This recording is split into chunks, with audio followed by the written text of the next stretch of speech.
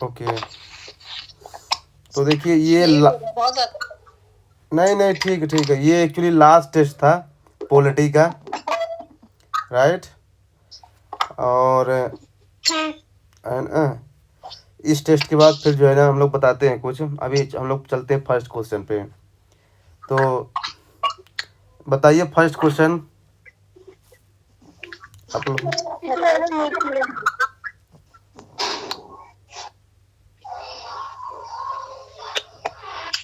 मोनिका आप बताइए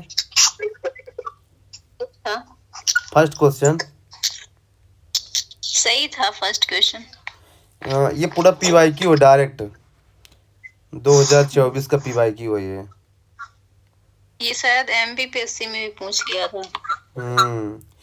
देखिए आप इसको कैसे सही कर सकते थे काजल, देखिए जो पार्लियामेंट होता है ना, पार्लियामेंट के पास जो है ना पूरा चेंज करने का पावर है। वो जो है ना एडिशन भी कर सकता है, वेरिएशन भी कर सकता है, रिपील भी कर सकता है। हाँ बस एक बात है क्या, बेसिक स्ट्रक्चर जो है ना वो चेंज नहीं होना चाहिए। तो आप यहाँ पे जो है ना कॉमन सेंस लगा सकते थे कि ये बोल रहा है पार्लियामेंट के पास क्या क्या पावर है। ऑफ कोर्स पावर है यार, एडिशन करने का भी पावर है, वेरिएशन करने का भी पावर है, और रिपील करने का भी पावर है। इसलिए इसका आंसर क्या हो जाएगा, डी हो जाएगा। कभी कभी क्या है ना कि आदमी अगर जनरल चीज सोचे ना तब भी आंसर आ जाते हैं, बस जनरल चीज सोचना पड़ेगा आपको। तो ये है, आगे चले। हाँ क्वेश्चन नंबर 2।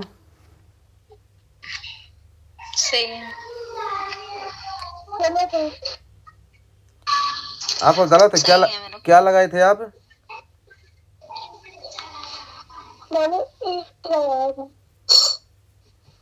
क्या लगाए थे, ए?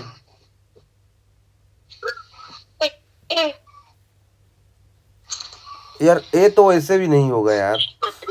Amendment made under article 3 of the constitution requires the consent of at least half of the state legislature. आप जानते क्या है, कुछ अमेंडमेंट ऐसे हैं कॉन्स्टिट्यूशन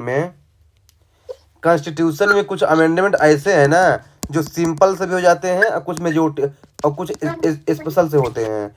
तो जो आर्टिकल 3 के अंदर होता है अमेंडमेंट ना, ये सिंपल से होता है काजल। हाँ तो इसलिए क्या है, इसमें at least half of the state की रिक्वायरमेंट नहीं होती, सिंपल मेजोरिटी से हो जाएगा, simple majority of the parliament. अच्छा, जो मूल ढांचा है उसमें जो विशेष बहुमत है उससे भी संशोधन नहीं कर सकते? नो, बेसिक स्ट्रक्चर कभी भी चेंज नहीं हो सकता यार, नेवर। नेवर। बेसिक इसे मतलब समझ रहे। अच्छा क्या क्या क्या क्या है बेसिक स्ट्रक्चर, बताइए, एग्जाम्पल बताइए बेसिक स्ट्रक्चर की एग्जाम्पल। हाँ जी, मतलब राज्यसभा लोग में राज्यों का प्रतिनिधित्व, हाँ और शक्तियों का बंटवारा, और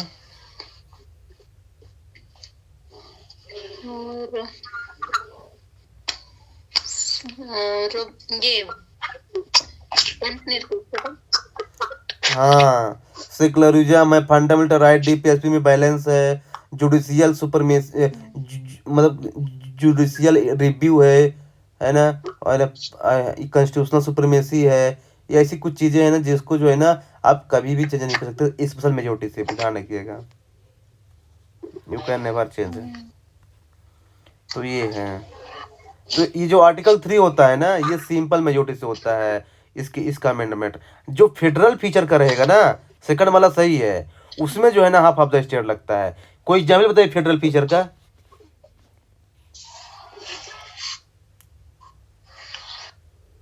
फेडरल फीचर का कोई एग्जाम्पल बताइए काजल।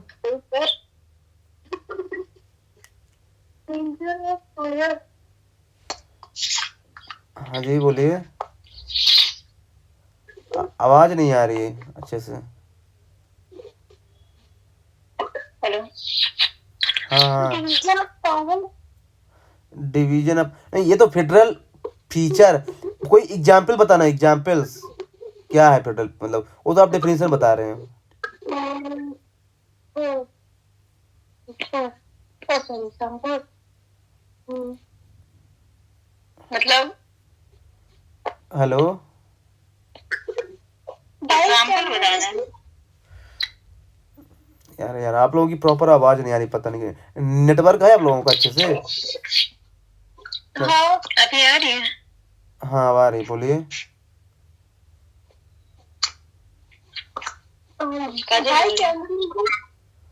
बाइकैमरलिज्म, बाइकैमरलिज्म, लोग बाइकैमरलिज्म, ठीक है। और और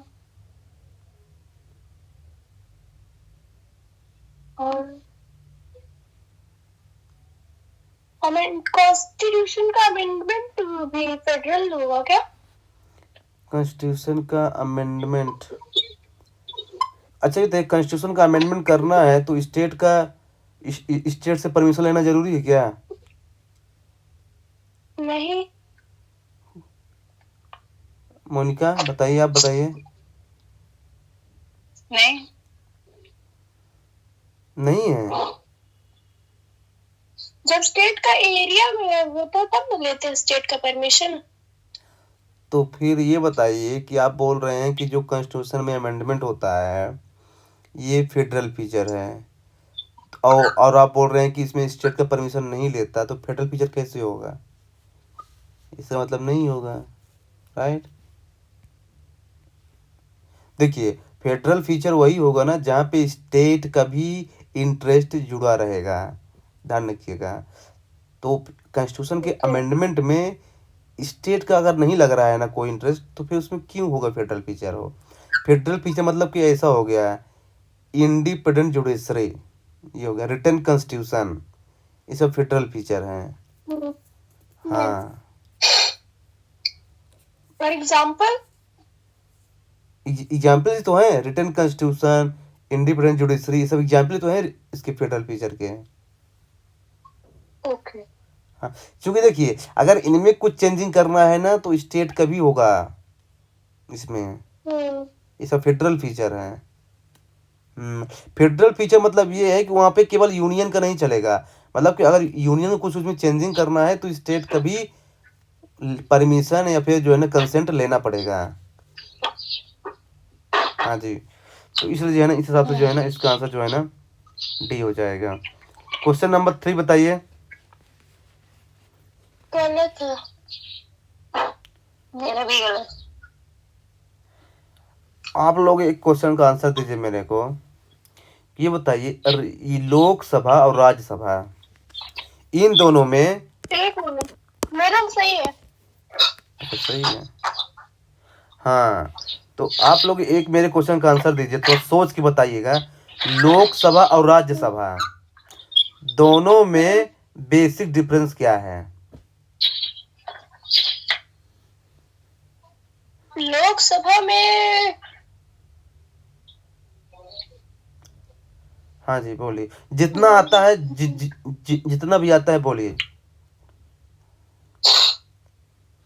लोकसभा में जो आते हैं वो डायरेक्ट इलेक्शन से आते हैं और राज्यसभा वालों का इनडायरेक्ट इलेक्शन होता है।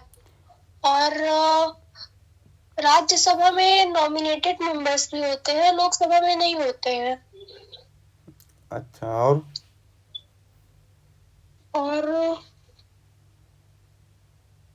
और लोकसभा जो होता है वो पीपल को रिप्रेजेंट करता है और राज्यसभा जो स्टेट को रिप्रेजेंट करता है। ओके, और इतना ही पता है। अच्छा, अब मोनिका आप बताइए इसके अलावा। इसके अलावा हाँ तो चूंकि ये तो आप सुन ही लिए है ना, और आगे बताइए। कहीं मैंने सब सुनी को शायद कुछ ज्यादा पावर मिली है राज्यसभा से कुछ मामले। क्या बोल रहे हैं, आवाज नहीं आ रही। हेलो, लोकसभा को कुछ ज्यादा पावर मिली है कुछ मामलों में। क्यों ज्यादा पावर है? क्योंकि वो पीपल को रिप्रेजेंट करते हैं, मतलब पीपल को रिप्रेजेंट करते हैं, और राज्यसभा किसको रिप्रेजेंट करता है? स्टेट। स्टेट को। तो ये बताइए कि राज्यसभा लोकसभा अलग अलग दो हाउस क्यों बनाया गया है? एक ही हाउस में रख देते दोनों को, क्या जरूरत थी अलग अलग, कर तो सकते हैं। क्या जरूरत है दो अलग अलग हाउस बनाने की? इसके पीछे क्या रही? जानते क्यों? क्योंकि इस क्वेश्चन में उसका आंसर है जो मैं बताना चाहता हूँ ना। आप लोग गलत क्यों हुआ है मैं अभी बताऊंगा उसका आंसर, इसलिए पूछ रहा हूँ। बताइए कि लोकसभा राज्यसभा को अलग अलग हाउस की। हाँ जी, बेटर फंक्शनिंग के लिए। कैसे बेटर फंक्शन, थोड़ा सा एक्सप्लेन कीजिए। ज्यादा मतलब काम डिवाइड हो जाएगा ना। डिवाइड कहाँ है? वो जो लोकसभा से बिल राज्यसभा में जाता ही है, वो तो सेम ही काम कर रहे हैं ना। हाँ, ये तो नहीं होगा, ये नहीं होगा, नहीं होगा। हाँ, लोकसभा मतलब जैसे कि राज्यसभा में कुछ ज्यादा विशेषज्ञ होते हैं, मतलब तो अच्छा, तो उनका ओपिनियन जानने के लिए करते हैं। हाँ जी, हेलो। हाँ तो उनका ओपिनियन जानने के लिए करते हैं ऐसा, राज्यसभा की जो एक्सपर्ट होते हाँ, हैं। मतलब अगर कोई बिल हो तो मतलब उसमें ज्यादा नहीं नहीं, तो चर्चा हो वो सके तो ऐसा। समझ गया मैं आपकी बात, लेकिन मैं ये पूछ रहा हूँ कि दो अलग अलग हाउस क्यों बनाया? वो एक ही हाउस में रख देता दोनों को, ये बोल रहा हूँ question, why there need of two house? Federal feature है, क्योंकि इसीलिए दो हाउस बनाए हैं, फेडरल फीचर फॉलो करता है तो। वो तो फेडरल फीचर ठीक है, फेडरल फीचर हमें इसमें क्यों जरूरत है? Why we need federal feature? कि मतलब कि जो है ना, लोकसभा राज्यसभा को क्या इससे फायदा क्या होगा, ये बताइए। अगर फेडरल फीचर है लोकसभा राज्यसभा में, इससे फायदा क्या होगा?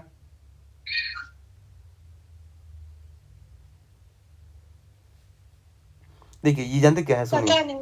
ये बहुत बेसिक क्वेश्चन है और एक्चुअली मैं जानना चाहता था। कोई बात नहीं, आप लोगों ने अपने पूरी अकॉर्डिंग। पावर एक ही जगह ना हो, मतलब डिवाइड मतलब। हाँ ठीक है, आप सही डायरेक्शन में हैं, और बोलिए। सही डायरेक्शन में हैं आप, पावर एक ही जगह ना हो, ये ठीक है। और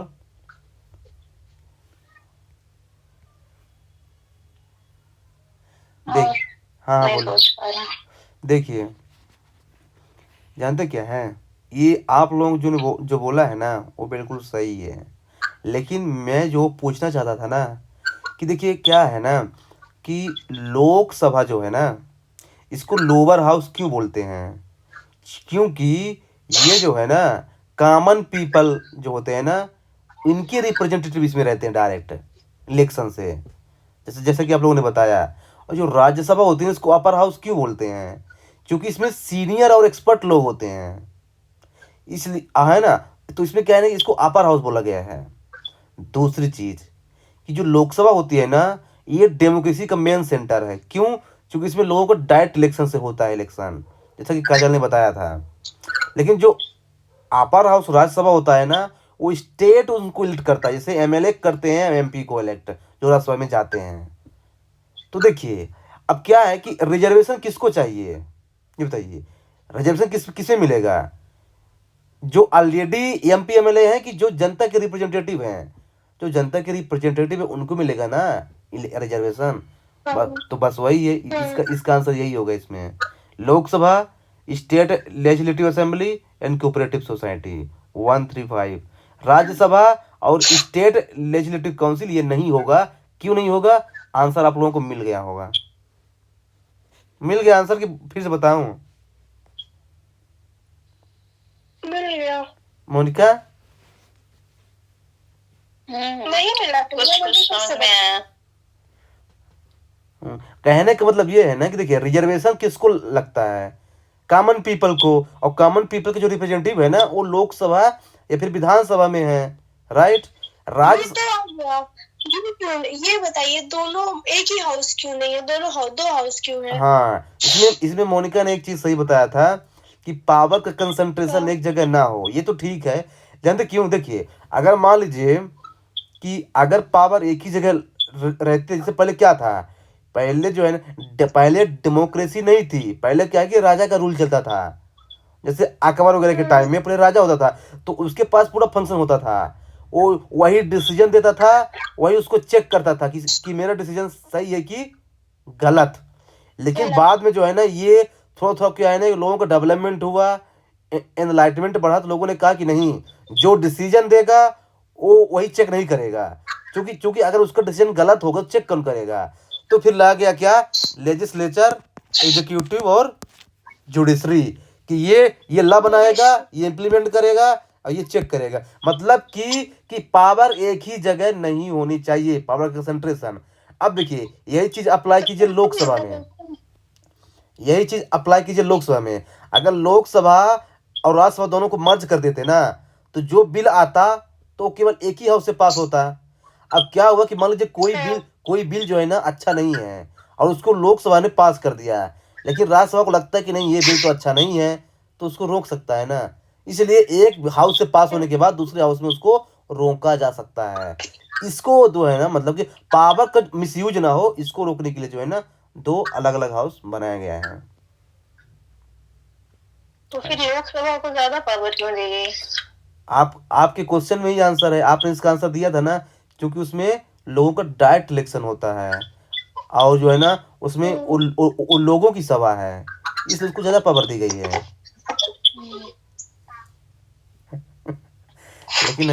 लेकिन अच्छा क्वेश्चन था, समझ में आ गया आप लोगों का? अच्छा, जो राज्यसभा में है हाँ तो वो तो इनडायरेक्ट जनता द्वारा ही चुने माने जाएंगे ना। हाँ, तो उसको इनडायरेक्ट बोलते हैं ना, फिर डायरेक्ट बोलते हैं लोकसभा को, इनडायरेक्ट। देखिए जो एमएलए एमपी को सिलेक्ट करते हैं वो भी तो एमएलए जनता के द्वारा इलेक्टेड है, लेकिन वो इनडायरेक्ट हो गया ना। पहले पहले लोग कर रहे हैं एमएलए को, फिर एमएलए कर रहा है एमपी को, तो इसलिए क्या है ना कि थोड़ा सा इनडायरेक्ट हो गया वो। हाँ जी, आगे चले।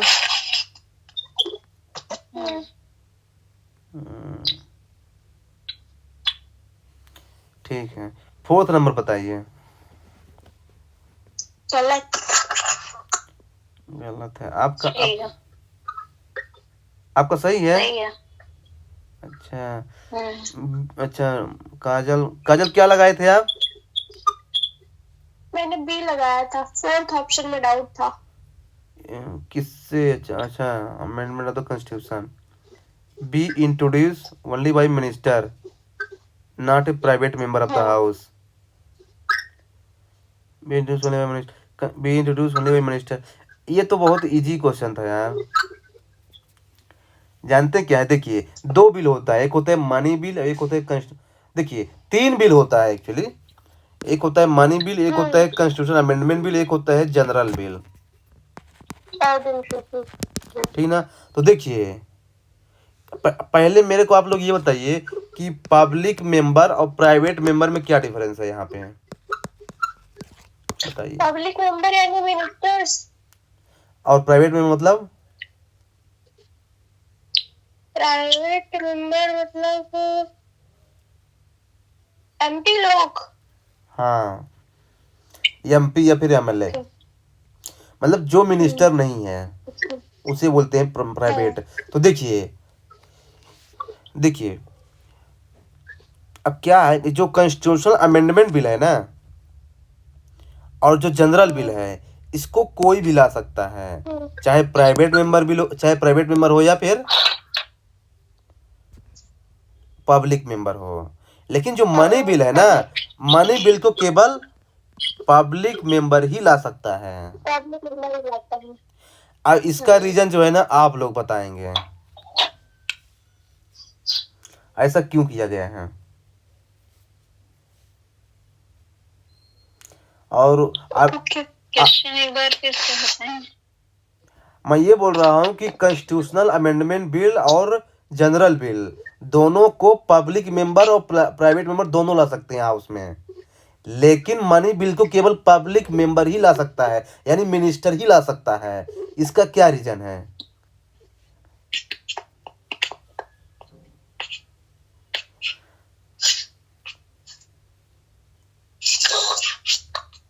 अभी बताना है क्या कि होमवर्क है? अभी बताना है यार।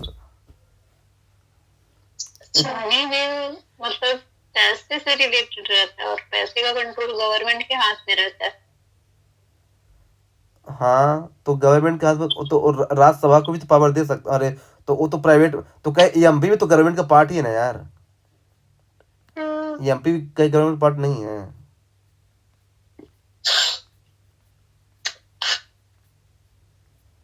जो पॉलिसीज बनाते हैं तो मिनिस्टर ही ना बनाते हैं, तो उनको शायद इस बारे में ज्यादा पता होता हो। पॉलिसी मिनिस्टर बनाते हैं, अच्छी बात है, पर क्या है कि पैसा तो उसमें सबका है ना। जो पैसा कंसोलिडेटेड फंड ऑफ इंडिया में है तो वो तो पैसा सबका है ना, जनरल पब्लिक का भी है, सबका है ना उसमें पैसा। हम लोग जो टैक्स पे करते हैं तो पैसा सबको उसमें मिला है, सबको पावर दी जानी चाहिए यार। हाँ पावर सबको दी जानी चाहिए। थोड़ा और सोचिए। मिनिस्टर मतलब जो मंत्रिमंडल के सदस्य हैं वो ना। हाँ वही काउंसिलर मिनिस्टर। मतलब जैसे कि कोई पार्टी जो मतलब है सरकार बनाई है, अगर उसको कोई सदस्य मतलब चुनाव जीता है लेकिन कोई मिनिस्टर नहीं है, वो नहीं ला सकता ये वाला बिल। नहीं नहीं नहीं, जो मिनिस्टर नहीं है वो नहीं ला सकता। हाँ भले भले वो एमपी रूलिंग पार्टी का हो, लेकिन जो मिनिस्टर नहीं है ना वो नहीं ला सकता। हाँ यार इसका आंसर इसी में है यार। थोड़ा सा आप लोग दिमाग लगाएंगे ना तो आंसर आ जाएगा। किसमें है? जो हम लोगों ने अभी तक डिस्कस किया ना, एक मिनट, जो हम लोगों ने अभी तक डिस्कस किया है ना उसका आंसर इसी में है। तो हाउस ऑफ पीपल होता है नहीं मिनिस्टर।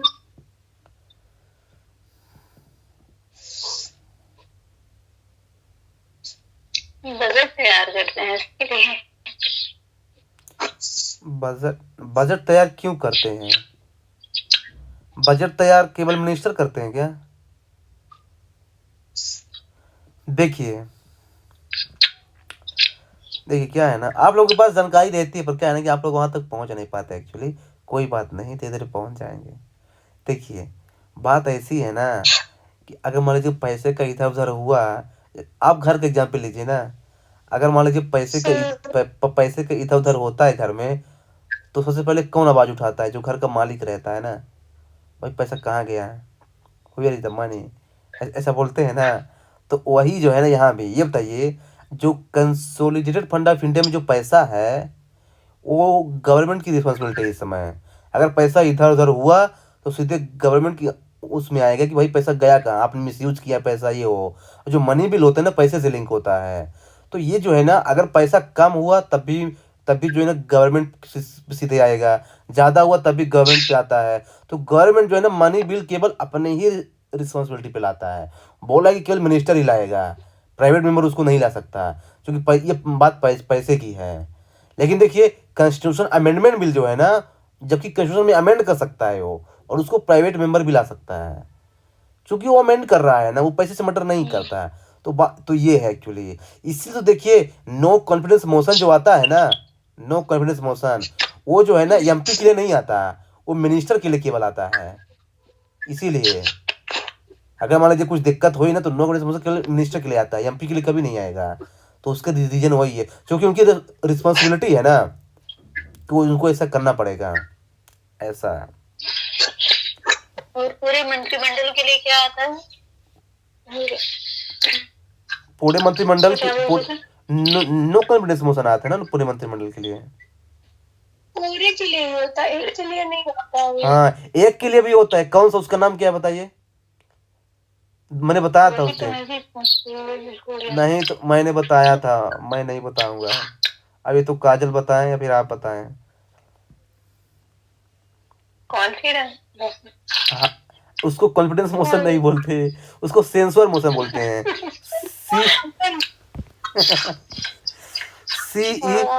CENSUR, सेंसुअर motion. हिंदी में आई थिंक सेम ही बोलते होंगे ना, विश्वास प्रस्ताव।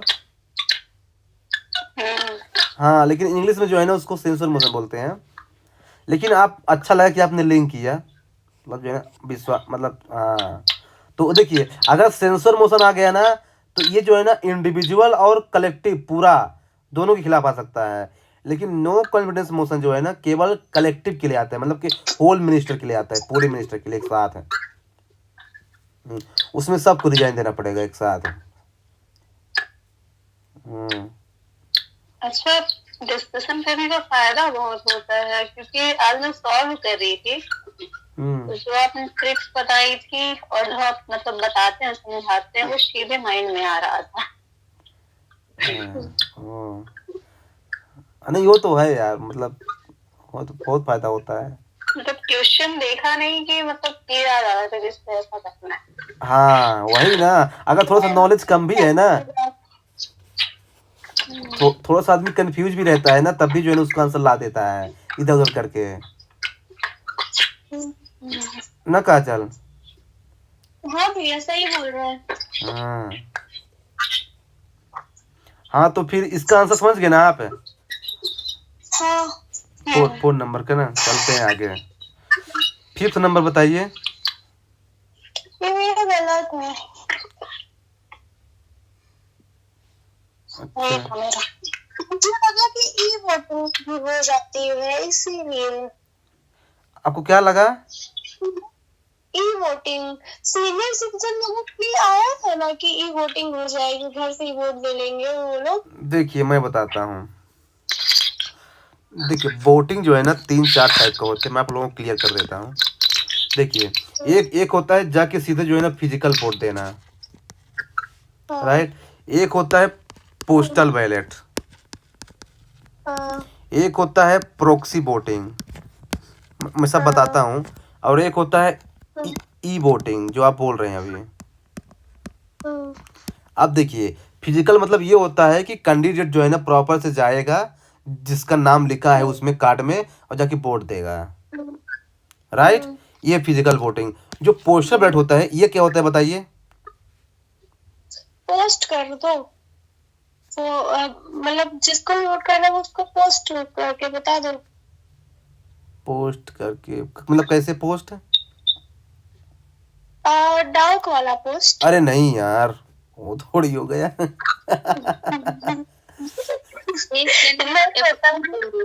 मेरी तरफ से डाल दो कुछ। नहीं वो तो प्रॉक्सी वाले में होगा ना। हाँ वो प्रोक्सी वाले में होगा। जैसे मान लीजिए कि मैं रीवा में नहीं हूँ ना, अब मैं बोल दूं कि कोई मेरा दोस्त हो या फिर कोई मेरा रिलेटिव्स में बोल दूं कि यार मेरे साइड से क्या है ना कि वोट डाल देना, तो वो आदमी जाके वोट देते हैं, इसे बोलते हैं प्रोक्सी वोटिंग। पोस्टल बैलेट ये नहीं होता। पोस्टल बैलेट क्या होता है बताइए आप लोग? मैं आप लोगों को फैसिलिटेट कर सकता हूँ कि जैसे मान लीजिए कि जो ओल्ड सिटीजन होते हैं, ओल्ड सिटीजन या फिर जो आदमी सर्विस में है, तो वो उनके लिए है पोस्टल बैलेट। अब बताइए क्या होता है पोस्टल बैलेट?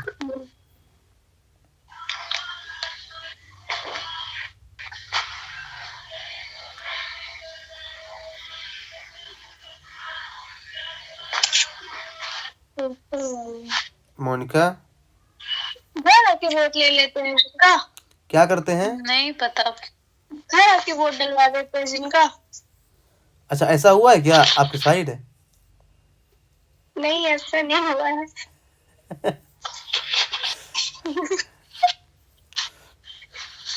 आप बता लीजिए क्या होता है। हाँ नहीं ये सही है, जो है ना जैसे मान लीजिए कि जो आदमी ओल्ड सिटीजन है ना वो पोलिंग बूथ नहीं पहुंच सकता ना, तो क्या है ना कि जो ईवीएम मशीन होता है ना काइंड ऑफ ना, उसकी जो है ना एक प्रति जो है ना वो जो है ना उनके यहाँ पहुंचा दी जाती है जिसको वोट देना है, लेकिन उसके साथ कुछ एजेंट भी होते हैं, तो जो है ना तो वो वहीं से वोट दे सकता है। जैसे मान लीजिए कि जो आदमी बॉर्डर पे लगा हुआ है, मान लीजिए चाहे इंडिया पाकिस्तान के बॉर्डर पे लगा हुआ है, अब इलेक्शन हो रहा है उत्तर प्रदेश में, वो कैसे आएगा वोट देने? तो वो जो है ना इसी के थ्रू देता है। उसके पास जो है ना ये मशीन, मतलब मशीन नहीं जाती, अकाई ना जो उसके पास कुछ जाता है, अब मुझे भी ज़्यादा श्योर नहीं है, वो वहाँ से दे देता है, तो वहाँ जो है ना मैसेज आ जाता है कि हाँ उसने दे दिया है। लेकिन ये ई वोटिंग नहीं है, ध्यान रखना, ई वोटिंग नहीं होता ये, इसको ई वोटिंग नहीं बोलते। ये मतलब कि पोस्टर मतलब अकाई पोस्ट कर रहा है वो, ये समझ लीजिए। लेकिन डाक वाला भी नहीं है कि डाक वाला की मतलब कि चिट्ठी में लिख के भेज दिया है, ठीक ना, ये है। और प्रोक्सी वोटिंग तो आपका हो ही गया है। जानते हैं ई वोटिंग जो है ना आज तक इंडिया में अलाउड नहीं है। इसका रीजन ये है कि जानते क्यों, क्योंकि जानते कि अभी आपको पता है जो ईवीएम मशीन होती है ना, इसमें जो है ना बहुत ज़्यादा एलिगेशन होते हैं इलेक्शन कमीशन ऑफ इंडिया पे कि यार जो है ना इसको हैक कर लिया गया है, ये वो सब इसमें जो है ना मिसयूज हुआ है। जानते क्यों, अगर इसको ई वोटिंग कर दिया गया ना तो जो हैकर लोग हैं ना बड़े बड़े हैक कर लेंगे मशीन ही।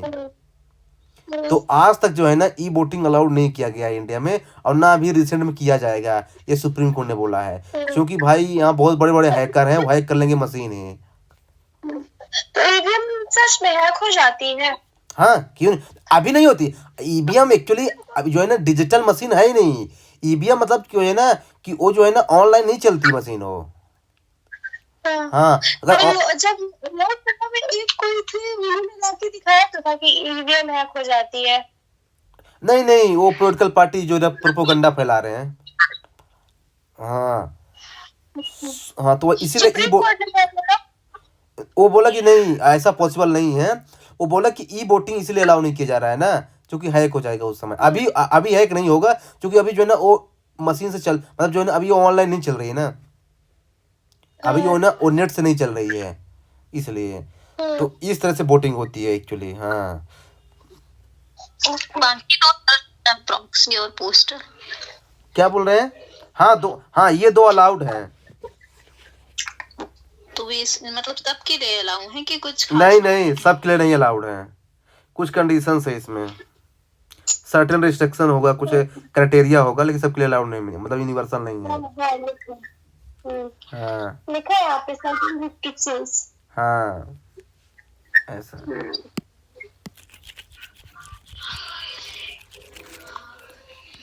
हाँ क्वेश्चन नंबर 6 है। किया था नहीं किए थे, आप बताइए। सही था। अच्छा तो समझाइए क्या होता है प्लुरलिटी सिस्टम। कौन सा? यही 6 नंबर।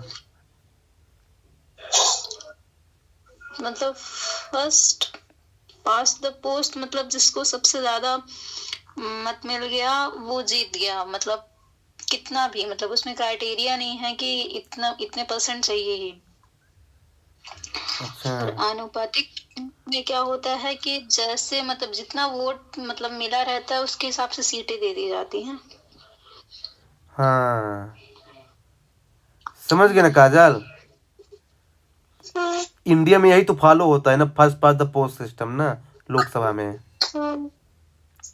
हाँ मतलब जो है ना देखिए, एक होता है क्या है ना कि आपको जो है ना देखिए मेजोरिटी किसको बोलते हैं, देखिए मैं बताता हूँ। देखिए मेजोरिटी उसको बोलते हैं कि जब मान लीजिए कि 100% है ना तो 50% प्लस एक ज़्यादा, मतलब जो 51 ला लेगा ना उसे मेजोरिटी बोलेंगे। तो ये जो है ना first pass the post system में अप्लाई नहीं होता है ना, ये केवल होता है प्रोपोर्शनल रिप्रेजेंटेशन में, जैसे प्रेसिडेंट के इलेक्शन में या फिर वाइस प्रेसिडेंट के इलेक्शन में या फिर राज्यसभा के इलेक्शन में। लेकिन क्या है ना कि लोकसभा के इलेक्शन में जो है ना ऐसा रखा गया है ना कि जो सबसे ज़्यादा जो है ना वोट पाएगा, चाहे वो जैसे मान लीजिए कि 3 कैंडिडेट हैं ABC, एक पाया है 20, एक पाया है 30, एक पाया है 32, ये जीत जाएगा, भले 50% से कम है इसका, सबसे ज़्यादा पाया है ना। तो ये इसे बोलते हैं प्लुरलिटी सिस्टम। मतलब इसने मेजोरिटी नहीं पाया है लेकिन इनसे ज़्यादा पाया है ना BOC से, इसलिए जीत गया ये। मतलब इसीलिए शायद राष्ट्रपति के चुनाव में अगर मतलब परसेंटेज के बराबर नहीं पहुंचता तो फिर दोबारा दूसरा राउंड होता है क्या? हाँ हाँ दूसरा तीसरा भी होता है। अच्छा ये बताइए, मेरे क्वेश्चन का आंसर दीजिए आप लोग, ऐसा क्यों है कि लोकसभा के इलेक्शन में first pass the post system को अप्लाई किया गया है और प्रेसिडेंट या फिर वाइस प्रेसिडेंट या फिर राज्यसभा के इलेक्शन में प्रोपोर्शनल रिप्रेजेंटेशन को फॉलो किया गया है, ऐसा क्यों? इसका आंसर इसी में, थोड़ा दिमाग लगा के आंसर आ जाएगा।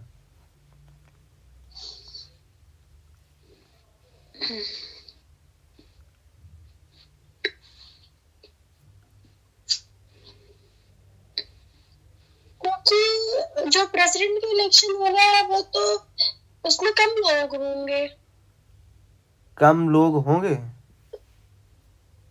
हाँ, मतलब कैसे?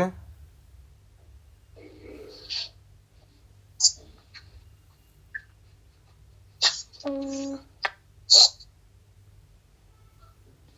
पता नहीं भैया। मोनिका बताइए।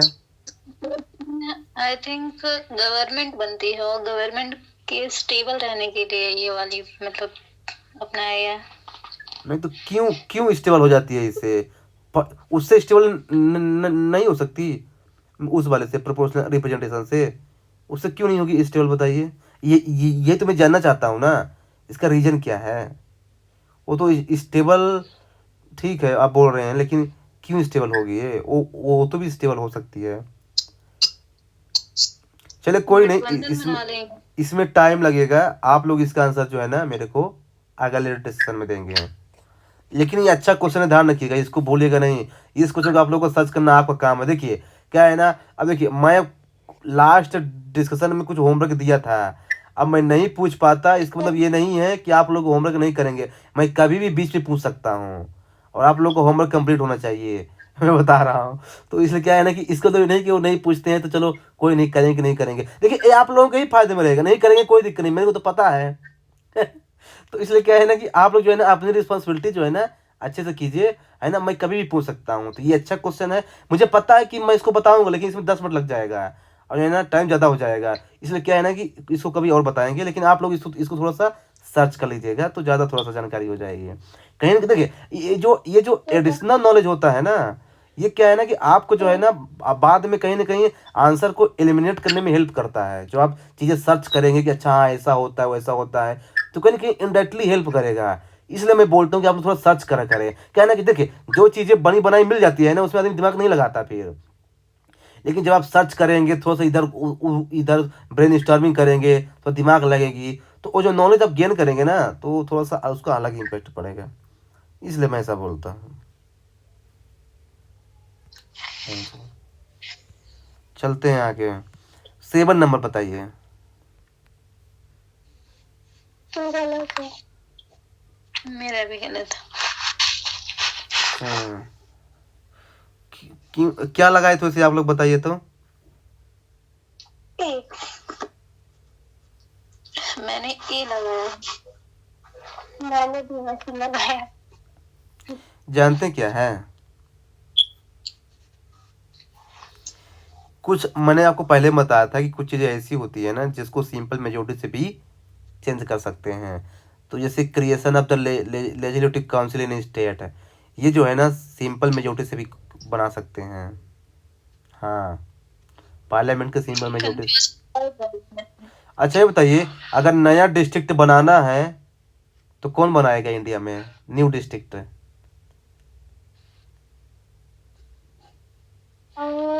स्टेट बनाएगा। केवल स्टेट अकेले बना देगा?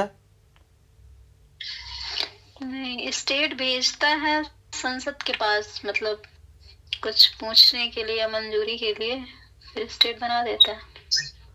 और अगर नया स्टेट बना नहीं, अगर नया स्टेट बनाना है तो सेंटर बनाएगा। सेंटर बनाएगा। और अगर जो है ना स्टेट का नाम चेंज करना है तो सेंटर करेगा। स्टेट का कोई रोल नहीं है। होगा रोल। क्या रोल होगा? गवर्नर का होगा कि किसका रोल होगा?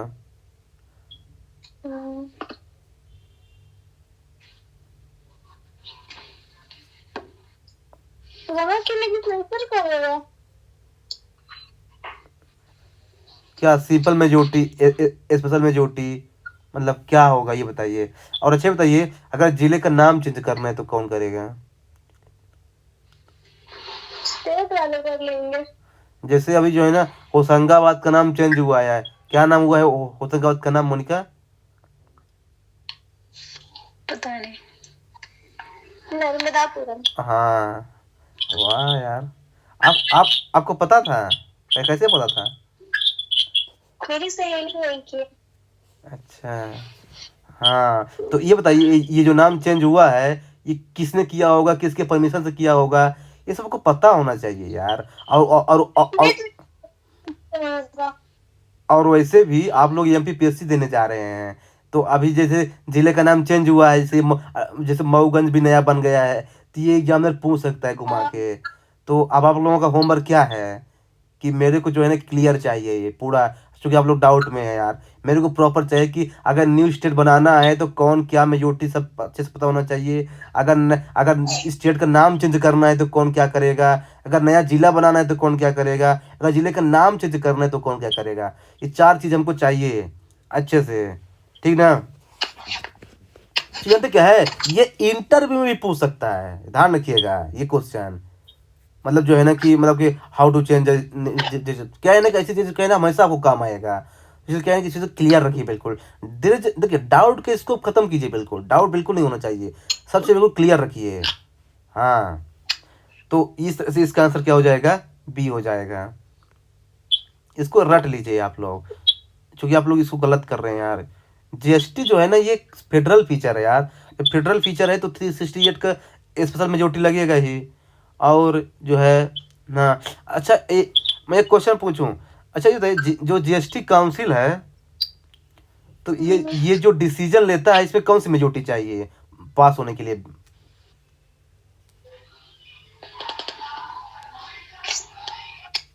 1/3। कौन सा 1/3? 1/3 तो बहुत सिंपल हो गया यार। नहीं नहीं नहीं नहीं, ये भी नहीं होगा।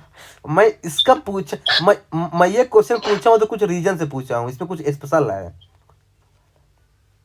जीएसटी काउंसिल, और ये जो है ना यूपीएससी का पीवाईक्यू है एक्चुअली, कि जीएसटी काउंसिल में कौन सी मेजोरिटी चाहिए।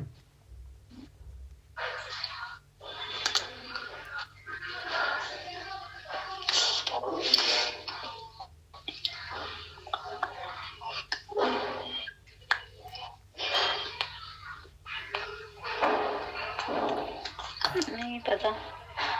3/4 3/4 चाहिए। जैसे मान लीजिए कि 100 मेंबर है ना, तो 75% चाहिए, मतलब 3/4।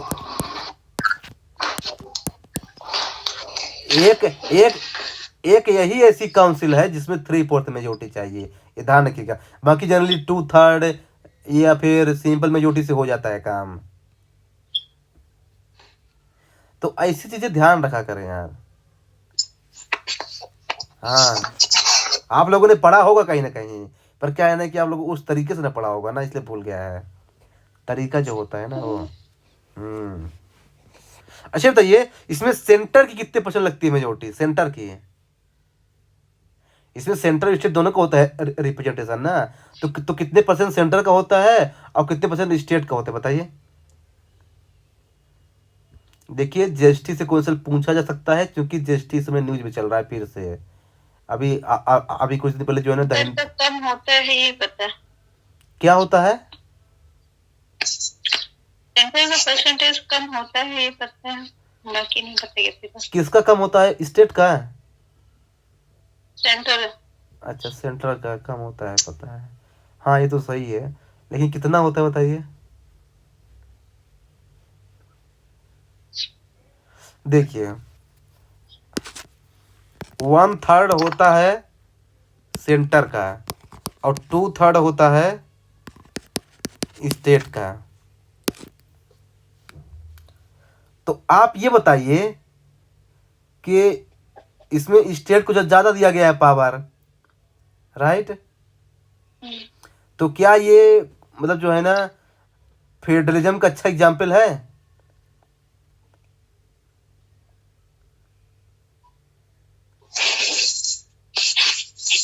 हेलो, बस क्यों नहीं है, क्योंकि सेंटर को ज्यादा पावर है। सेंटर को पावर ज्यादा कहाँ है, स्ट्रॉन्ग सेंटर का वो फॉलो करते हैं ना।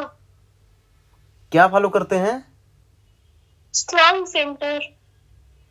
नहीं यार, फेडरलिज्म में स्ट्रॉन्ग, फेडरलिज्म का मतलब ये होता है ना यार कि जितना भी पावर का डिवीजन हो जाए, सेंटर ज्यादा से ज्यादा पावर जो है ना स्टेट को दे, इसे बोलते हैं फेडरलिज्म ना। तो इसमें है तो पावर का डिवीजन, ज्यादा पावर स्टेट को दे रहा है। यार आप लोग थोड़ा बेसिक क्लियर कीजिए यार, आप लोग कहीं बेसिक में गलती कर रहे हैं। नहीं तो ये अपना इंडिया में पूरी तरह से फेडरलिज्म नहीं है ना।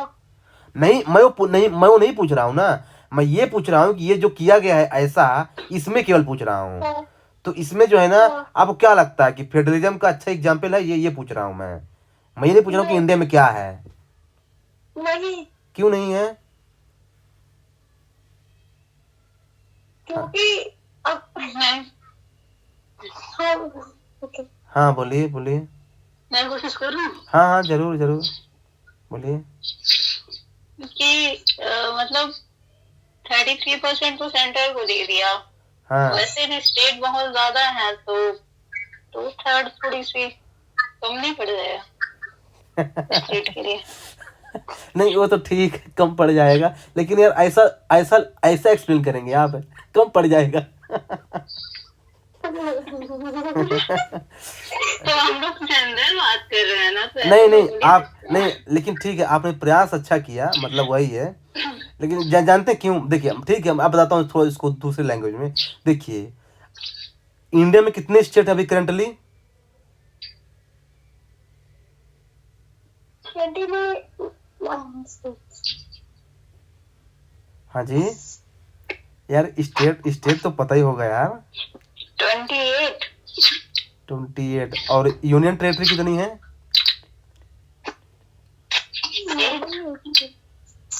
8 है कि 7? अच्छा। और इंडिया में इसमें हाई कोर्ट कितने हैं टोटल? High court 24 no 25। 25। यार ऐसी चीजें क्लियर रखिए यार, एमपीपीएससी आप दे रहे हैं ना, ये पूछेगा। हाँ तो मेरा क्वेश्चन क्या था, देखिए 28 स्टेट्स हैं इंडिया में और 8 यूनियन टेरिटरी हैं, राइट।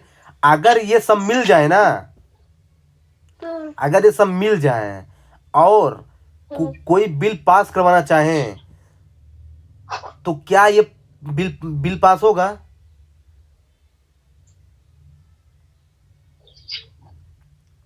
हेलो? हाँ, नहीं हो पाएगा। क्यों? क्योंकि कितना परसेंट चाहिए बिल पास होने के लिए? 75% है। और स्टेट को कितना दिया गया है? स्टेट और यूनियन टेरिटरी को 66% है। तो सोचिए, सेंटर अकेले अगर चाहे ना तो रोक सकता है इनके बिल को। तो क्या ये फेडरलिज्म का अच्छा एग्जाम्पल हुआ? नहीं हुआ। ये इसका रीजन है। और क्योंकि अपना इंडिया जो है वो होल्डिंग टुगेदर को फॉलो करता है, तो इसके लिए तो इम्पोर्टेंट है ना। नहीं वो तो ठीक है काजल, वो तो मैं उसकी बात ही नहीं कर रहा हूँ ना अभी कि इंडिया क्या है। मैं ये पूछ रहा हूँ कि ये है, ये फीचर जो है, ये जीएसटी काउंसिल वाला, तो इसमें जो है ना दर्द क्या है, इसमें क्या है ना कि जो है ना, ये जो है ना इंटरनली जो है ना, ये सेंटर की तरफ ही झुका हुआ है। ये बोलना चाहता हूँ मैं, है ना। अगर मुझे क्वेश्चन घुमा के पूछता है ना, तो आप लोग दिमाग लगा लीजिएगा। मैं आपको अंदर की चीज बताया हूँ, जो साथ जो है ना आप लोग किताब से साथ समझ ना पाते हैं, तो इसलिए मैंने बताया है। हालांकि जब आप लोग इकोनॉमी पढ़ेंगे ना, तो शायद ये क्वेश्चन आ सकता है, मतलब जीएसटी काउंसिल वाला, जो भी है। वैसे इसका चेयरमैन कौन होता है जीएसटी काउंसिल का?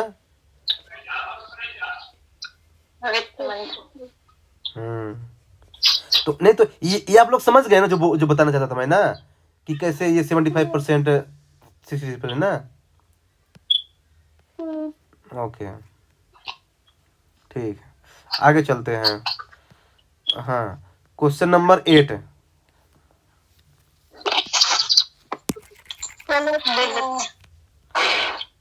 अच्छा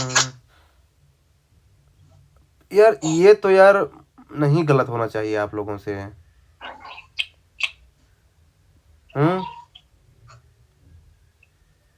ये गलत नहीं होना चाहिए यार, ये गलत। आप लोग क्या किए थे इसका आंसर? स्टेट लेजिस्लेटिव काउंसिल का मुझे नहीं हुआ था यार काउंसिल मतलब कि वही राज्यसभा के इक्वल ही है, मतलब राज्यसभा के समान ही होगा, ऐसा थोड़ा सा सोच। हाँ, थोड़ा सा आपको अज्यूम करना चाहिए था, कोई बात नहीं। तो आपने डी कर दिया था, क्या क्या क्या किया था? डी कर कर दिया था। और आप क्या किए थे? किया था मैंने, बी किया था। नहीं ए नहीं, बी है। हाँ मैंने बी किया था। हाँ तो जब डी के थे तो पता आपको सही होना चाहिए। बी किया था, बी। अच्छा बी फॉर बॉल। दैट। अच्छा ए सही है आंसर। हाँ तो वही नहीं बोल रहा हूँ कि यार देखिए देखिए देखिए, जैसे हो गया प्रेसिडेंट वाइस प्रेसिडेंट, राज्यसभा, और जैसे राज्यसभा के साथ लोकसभा होता है वैसे ही विधानसभा के साथ विधान परिषद होता है। आप लोग को ऐसा लिंक कर लेना चाहिए था, तो उसका भी उसी टाइम से होता है। ठीक है, कोई बनी, ध्यान रखिएगा। आगे चलते हैं। 9 नंबर बताइए। ये भी गलत है मेरा। मेरे क्या किए थे? ए। अच्छा मैंने भी ए ही।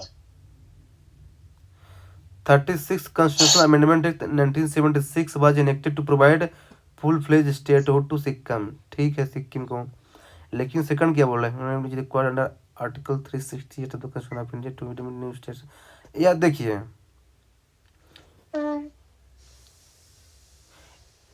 ये बताइए आर्टिकल नंबर 2 क्या बोलता है? आर्टिकल नंबर 2 बताइए।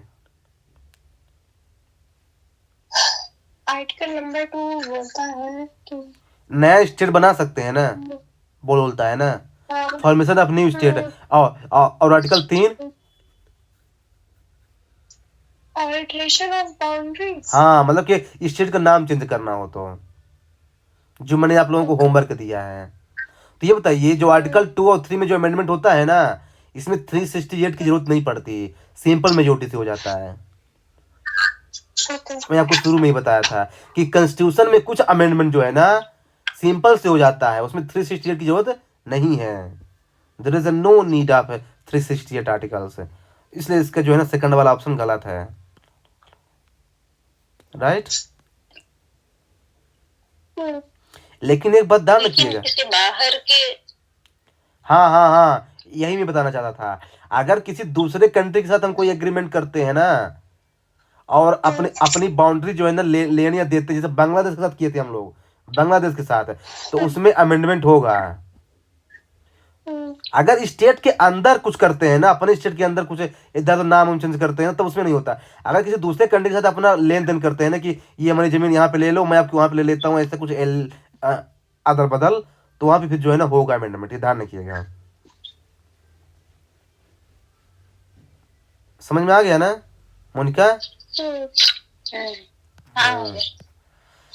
10 नंबर।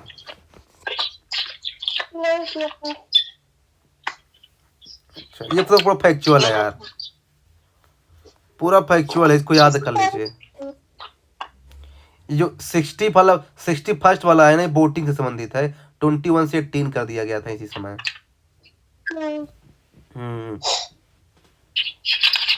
तो ये है। 11 नंबर बताइए, ये भी फैक्चुअल है। नहीं किया था। ये बताइए, गुजराती जो है ना 8th शेड्यूल में है, गुजराती लैंग्वेज।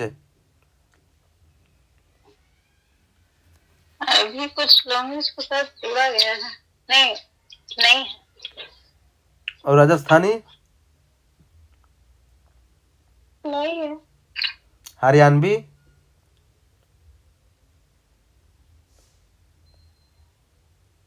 ये भी नहीं है शायद।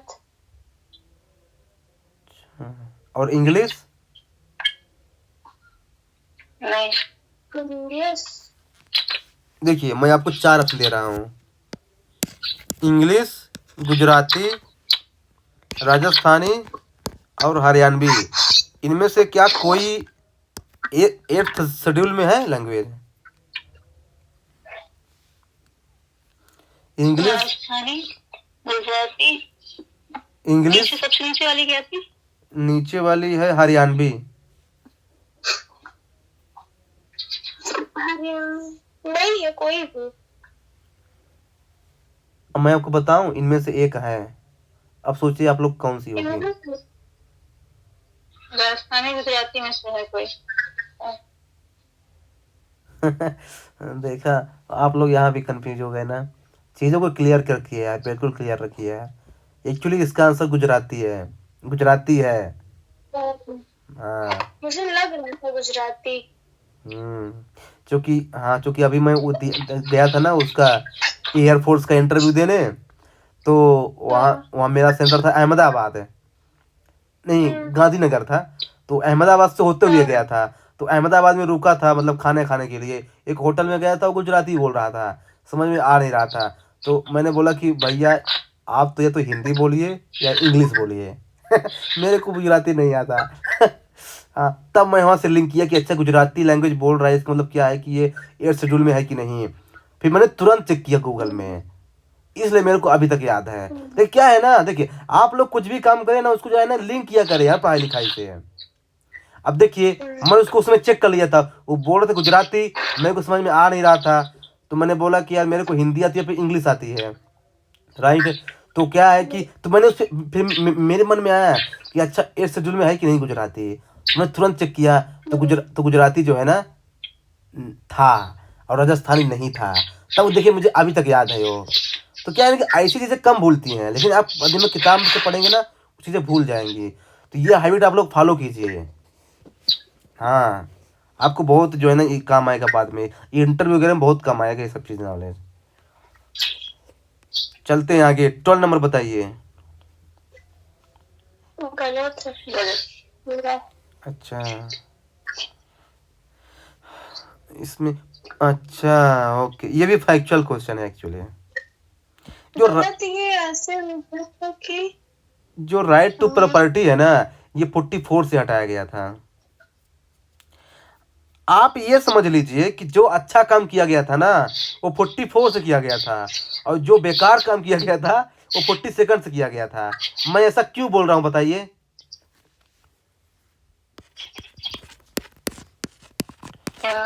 उस टाइम पे फुल पावर नहीं, हाँ, तो वो क्या है ना कि बस उनके मन में वही था कि जो है ना जो जो करना अच्छा अच्छा कर डालो, तभी तो उनकी सरकार गिर गई थी। फिर आ गई थी मोरारजी देसाई की सरकार, आ गई थी जनता पार्टी, है ना। तो उसने जो है ना 44 मौलिक कर्तव्य तो अच्छे थे मतलब।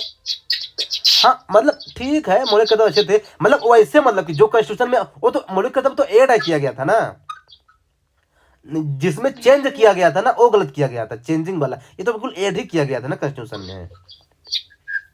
हाँ हाँ, मतलब जिसको हटाया गया या फिर जिसको ऐड किया गया ना वो गलत किया गया था एक्चुअली, ऐसा है। तभी तो इसको बोलते हैं mini constitution. 42nd constitution amendment को मिनी कॉन्स्टिट्यूशन बोलते हैं। ओके 13 नंबर बताइए।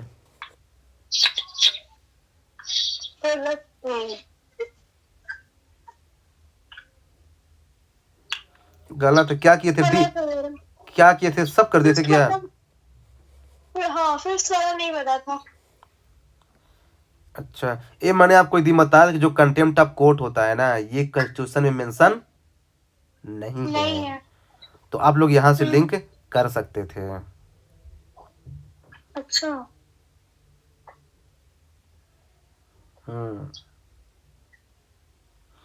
अब देखिए जो कॉन्स्टिट्यूशन में मेंशन नहीं है और जो कहाँ मेंशन है, ये कहाँ मेंशन है बताइए? Contempt of court act 1971, contempt of court act 1971 उसको डिफाइन करता है। ठीक है, ये बताइए जुडिशियल इंटरप्रिटेशन से आप यहाँ क्या समझ रहे हैं बताइए, ये बताइए मेरे को पहले ये बताइए। अगर लगता है आप लोग इसी को नहीं समझ पाए इसलिए इसका आंसर आप लोग गलत करते। मोनिका आपका सही था ये? हेलो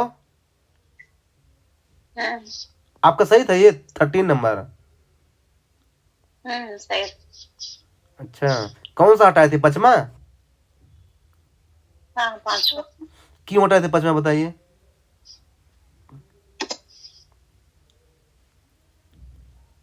बाकी सारे तो पता थे, मतलब 5वां नहीं करता ना। अच्छा इसलिए हटा दिए।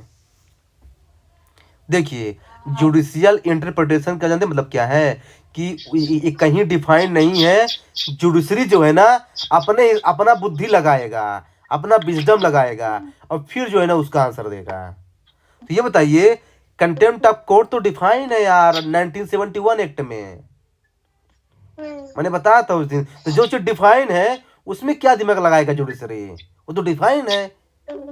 तो इसलिए पचमा नहीं होगा। बाकी ये बाकी जो ऊपर की 4 चीजें है ना, ये कहीं डिफाइन नहीं है। ना बेसिक स्ट्रक्चर डिफाइन है, ना ये रिजर्वेशन 50% ये भी डिफाइन नहीं है, ना क्रीमी लेयर डिफाइंड है कहीं, ना right to privacy fundamental right जो है ना ये भी नहीं डिफाइन है।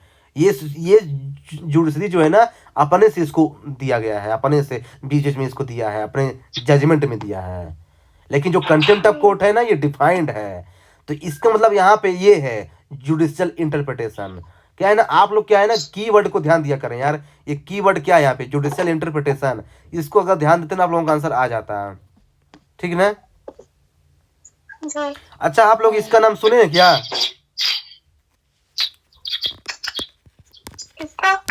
Triple test. Triple test Monika आप सुने हैं? Triple test. अच्छा ये ट्रिपल क्राइसिस। अब देखिए यूपीएससी क्या करता है, ऐसा पूछ देगा कि ये टर्म अभी न्यूज में था, इसका मतलब क्या है, दे देगा 4 ऑप्शन। तो आप लोगों को होमवर्क क्या है कि ट्रिपल टेस्ट और ट्रिपल क्राइसिस दोनों को सर्च करके हमें को अगले वाले में बताएंगे। मैं आपको बता सकता हूँ शॉर्ट में कि जो ट्रिपल टेस्ट है ना ये रिजर्वेशन से लिंक है, और जो ट्रिपल क्राइसिस है ना ये क्लाइमेट चेंज से लिंक है। इतना बता दिया। अब इसका डिटेल जो है ना आप लोग मेरे को बाद में बताएंगे। साउंड ऑन किया है ना आपने रिकॉर्डिंग का? हाँ हाँ ऑन है, ऑन है। नहीं क्या है ना अब ऑन कर लेता हूँ यार, उस दिन रियली यार भूल गया था। 14 नंबर बताइए। हाँ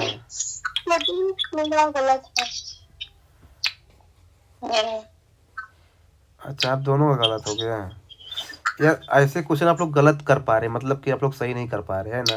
देखिए first part the post system मैंने आपको बताया ना, लोकसभा के और विधानसभा में फॉलो होता है, तो फर्स्ट तो एब्सोल्युटली राइट है, राइट। अब सेकंड बोल रहा है कि जो first part the post system है ना वो प्रोवाइड करता है मोर स्टेबल गवर्नमेंट है, ये तो मोनिका स्वयं बोल रही थी, तो ये भी सही है। और थर्ड वाला अनलाइक द प्रोपोर्शनल रिप्रेजेंटेशन, मतलब कि first part the post system में क्या होता है ना कि लोग जो है ना अपने रिप्रेजेंटेटिव को जानते हैं किसको वोट दे रहे हैं आपको। हाँ ये देखिए उसका आंसर मिल गया। जो मैंने वहां पे क्वेश्चन पूछा था कि लोकसभा के इलेक्शन में या फिर विधानसभा के इलेक्शन में first past the post system क्यों फॉलो करते हैं, ये देखिए इसका आंसर मिल गया स्टेटमेंट नंबर 3 में। जानते क्यों फॉलो करते हैं? क्योंकि हमारे देश की जो जनता थी ना उस समय बहुत अशिक्षित थी, इलिटरेट थी।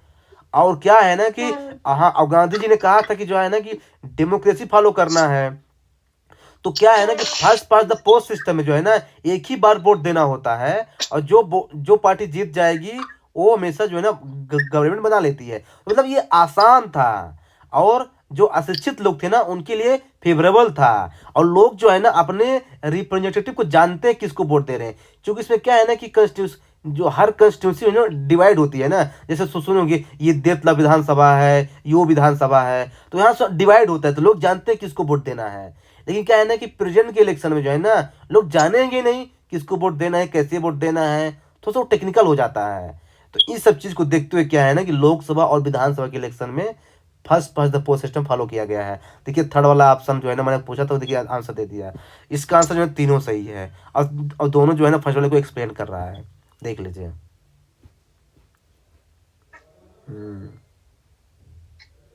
कोई डाउट है? आप लोग अपने से एक बार पढ़ेंगे समझ में आ जाएगा। अब मेरे को आप ये बताइए कि जो है ना पार्लियामेंट्री फॉर्म ऑफ गवर्नमेंट और प्रेसिडेंशियल फॉर्म ऑफ गवर्नमेंट में कौन ज्यादा स्टेबल होता है? क्योंकि इंडिया क्या फॉलो करता है? Parliamentary form of government. और यूएसए क्या फॉलो करता है? Presidential form of government. तो दोनों में ज्यादा स्टेबल कौन है, स्थिर कौन ज्यादा है?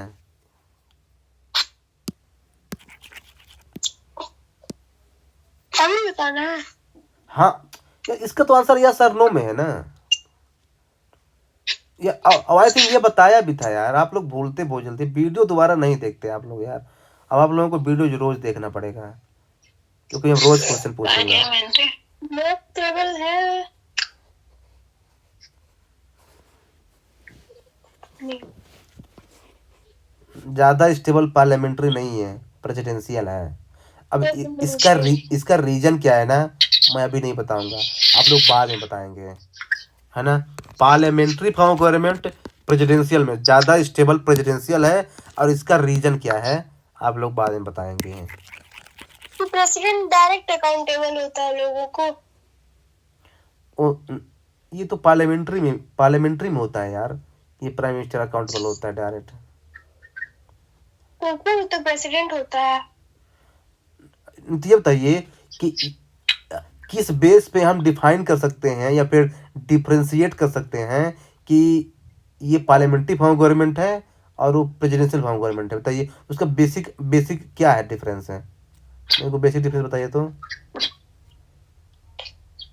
उसमें प्रेसिडेंट होगा हेड ऑफ द गवर्नमेंट, और इसमें पार्लियामेंट होता है, वो प्राइम मिनिस्टर होता है। नहीं वो तो ठीक है, मतलब ये तो फैक्चुअल हो गया। और क्या है, मतलब कि ये डिफाइन करता है कि जो है ना कि हाँ इंडिया में पार्लियामेंट्री फॉर्म गवर्नमेंट है, वहाँ पे जिसने फॉर्म गवर्नमेंट है। लॉ मेकिंग फंक्शन से। कैसे लॉ मेकिंग फंक्शन से, मतलब वहाँ प्रेसिडेंट बनाएगा और यहाँ पे प्राइम मिनिस्टर। प्राइम मिनिस्टर ला थोड़ी बनाता है, तो पार्लियामेंट बनाता है ला। और वैसे भी जो आप बोल रहे हैं ना कि वहाँ पे जो है ना कि पार्लियामेंट्री फॉर्म गवर्नमेंट में हेड ऑफ गवर्नमेंट जो है ना वो है ना प्राइम मिनिस्टर होता है, ऐसा जरूरी नहीं है। फ्रांस में जो है ना हेड ऑफ गवर्नमेंट जो है ना वो प्रेसिडेंट और प्राइम मिनिस्टर दोनों होता है। तो मतलब वहाँ पे तो अच्छा मिनिस्टर और प्रेसिडेंट दोनों सिस्टम है ना कुछ। हाँ वहाँ सेमी प्रेसिडेंशियल सिस्टम है। लेकिन क्या है ना कि मैं बेसिक पूछ रहा हूँ ना, ये बेसिक नहीं है ना, ये तो ठीक है, मतलब कि ठीक है उसमें जो ना हेड वो होता है, वो हेड वो होता है, तो ऐसा है। कुछ मोनिका बोल रही थी, मोनिका बोलिए। यूएसए में क्या होता है कि प्रेसिडेंट अपने मन से मतलब शामिल कर लेता है लोगों को, जरूरी नहीं कि वो इलेक्टेड हो। अच्छा जैसे अभी एलन कौन है, स्पेस एक्स की जो कंपनी के मालिक थे, मतलब उनको भी शामिल किया था ना। तो वो तो यहाँ भी हो जाता है, सचिन इलेक्टेड वो तो यहाँ भी हो जाता है ना। सचिन तेंदुलकर जो है ना वो राज्यसभा का मेंबर बंद हो गया था।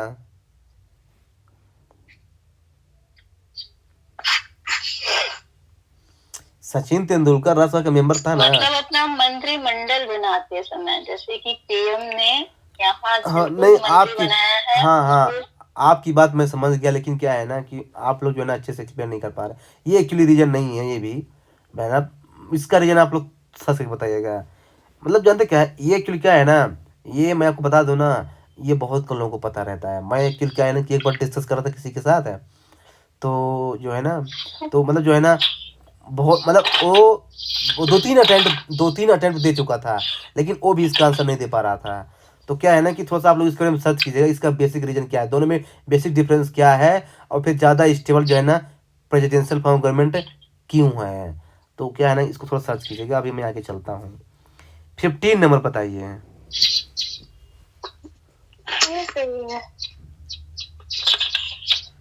अच्छा आपका?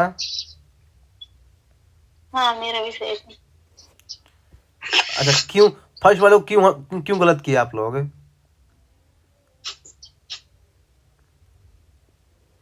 6 महीने की बात ले सब,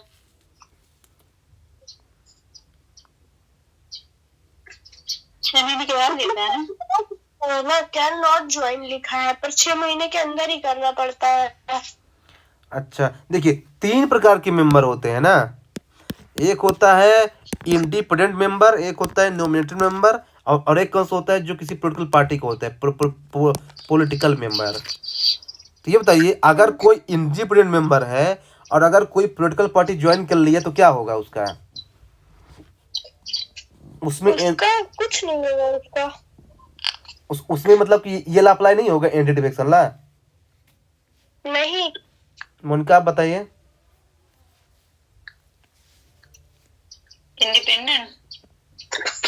हाँ इंडिपेंडेंट मेंबर, मतलब किसी भी पार्टी का नहीं है। और मान लीजिए बाद में जो है ना वो कोई पोलिटिकल पार्टी ज्वाइन कर लिया है, तो क्या उसमें अप्लाई होगा ये एंटी डिफेक्शन लॉ? ये तो सीधे लिखा था यार। हम्म? हाँ ये जब आप पढ़े होंगे ना, सीधे लिखा था इसमें प्रोविजन में। तो उसमें जो है ना एंटी डिफेक्शन लॉ अप्लाई होता है एक्चुअली। और क्या है ना कि वो जो है ना उसका जो है ना कैंसिल कर दिया जाएगा। क्योंकि देखिए वो इंडिपेंडेंट है यार, बाद में कोई पोलिटिकल पार्टी कैसे ज्वाइन कर सकता है वो? इंडिपेंडेंट मतलब इंडिपेंडेंट होता ऐसे है। तो गवर्नमेंट गिर भी सकती है। हाँ वही ना। अच्छा, तो हाँ, तो ये ध्यान रखिएगा, नॉमिनेटेड मेंबर के लिए जो है ना 6 मंथ है, कि 6 मंथ तक उसको छूट है। 6 मंथ के बाद अगर कोई करेगा ना तो फिर जो है ना उसकी जो है ना वो डिस्क्वालीफाइड हो जाएगा। हाँ जी। सिर्फ नॉमिनेटेड जो है वो। हाँ मतलब 6 मंथ का सिस्टम जो है ना केवल नॉमिनेटेड पे अप्लाई होता है। इंडिपेंडेंट मेंबर कभी भी ज्वाइन कर दे पॉलिटिकल पार्टी, वो डिस्क्वालीफाइड हो जाएगा। हाँ जी, ठीक है। ये ध्यान रखिएगा। 16 नंबर बताइए। सही है। सही है। हम्म, अच्छा, आपने थर्ड वाले को क्यों हटाया? क्योंकि मैंडेटरी लिखा है यार, जरूरी थोड़ी है, मैंडेटरी थोड़ी है। ये तो प्रेस मैंडेटरी लिखा तो दिया था। हाँ प्रेशर ग्रुप मैंडेटरी थोड़ी होता है, वो तो आपस में लोग आपस में मिलके बनाते हैं, मतलब वो तो कॉमन सेंस है। सही है। चलते हैं नेक्स्ट, 17 नंबर बताइए। गलत। अच्छा क्या किए थे, सी किए थे क्या? सही। मैंने किया था सी, हाँ सी। और आपका किए थे, आपका सही है। अच्छा इसमें 2 टर्म होते हैं यार, एक होता है एग्जिट पोल और एक होता है ओपिनियन पोल, दोनों में क्या डिफरेंस है?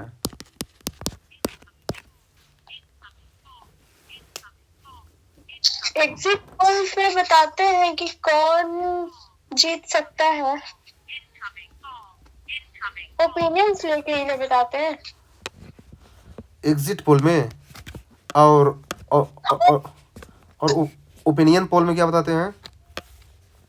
ये ओपिनियन पोल तो नहीं बता भैया। 1 मिनट, हाँ। अच्छा मोनिका आपको पता है? ओपिनियन पोल पता नहीं है, कुछ नाम से थोड़ा डिफाइन कर सकते हैं। ओपिनियन पोल मतलब ये होता है कि इलेक्शन देने के पहले, जैसे और कोई वोटर जा रहा है अभी इलेक्शन नहीं दिया है उसके पहले पूछा जाता है।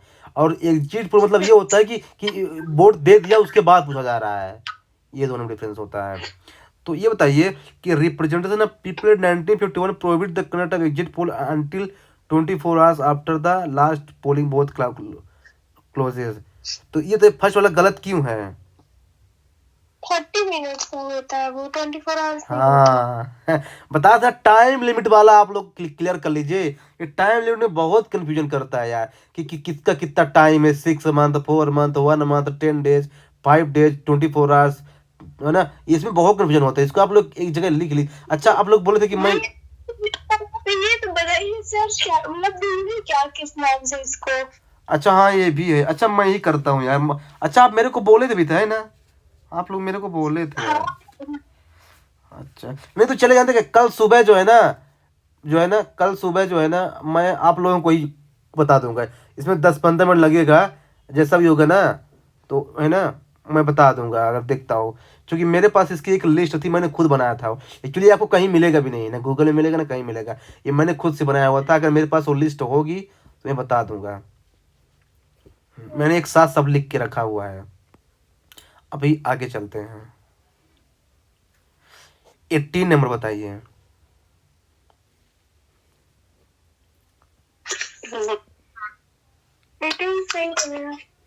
Public interest groups organisation working advance to common interest shared और sectional interest group organisation that seek to prove the interest of particular.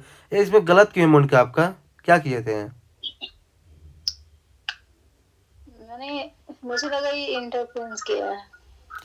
नहीं वो ठीक है, मतलब अच्छी बात है आपने लगाया वो कॉमन सेंस, लेकिन जानते क्या है, मतलब देखिए क्या है ना, थोड़ा सा आपको पढ़ना भी था ना यार। देखिए सेक्शनल मतलब क्या होता है, जैसे देखिए जैसे हम लोगों का हो रहा है सेक्शनल टेस्ट, इसका मतलब ये है कि हम लोग पर्टिकुलर टॉपिक पे फोकस करेंगे ना अभी।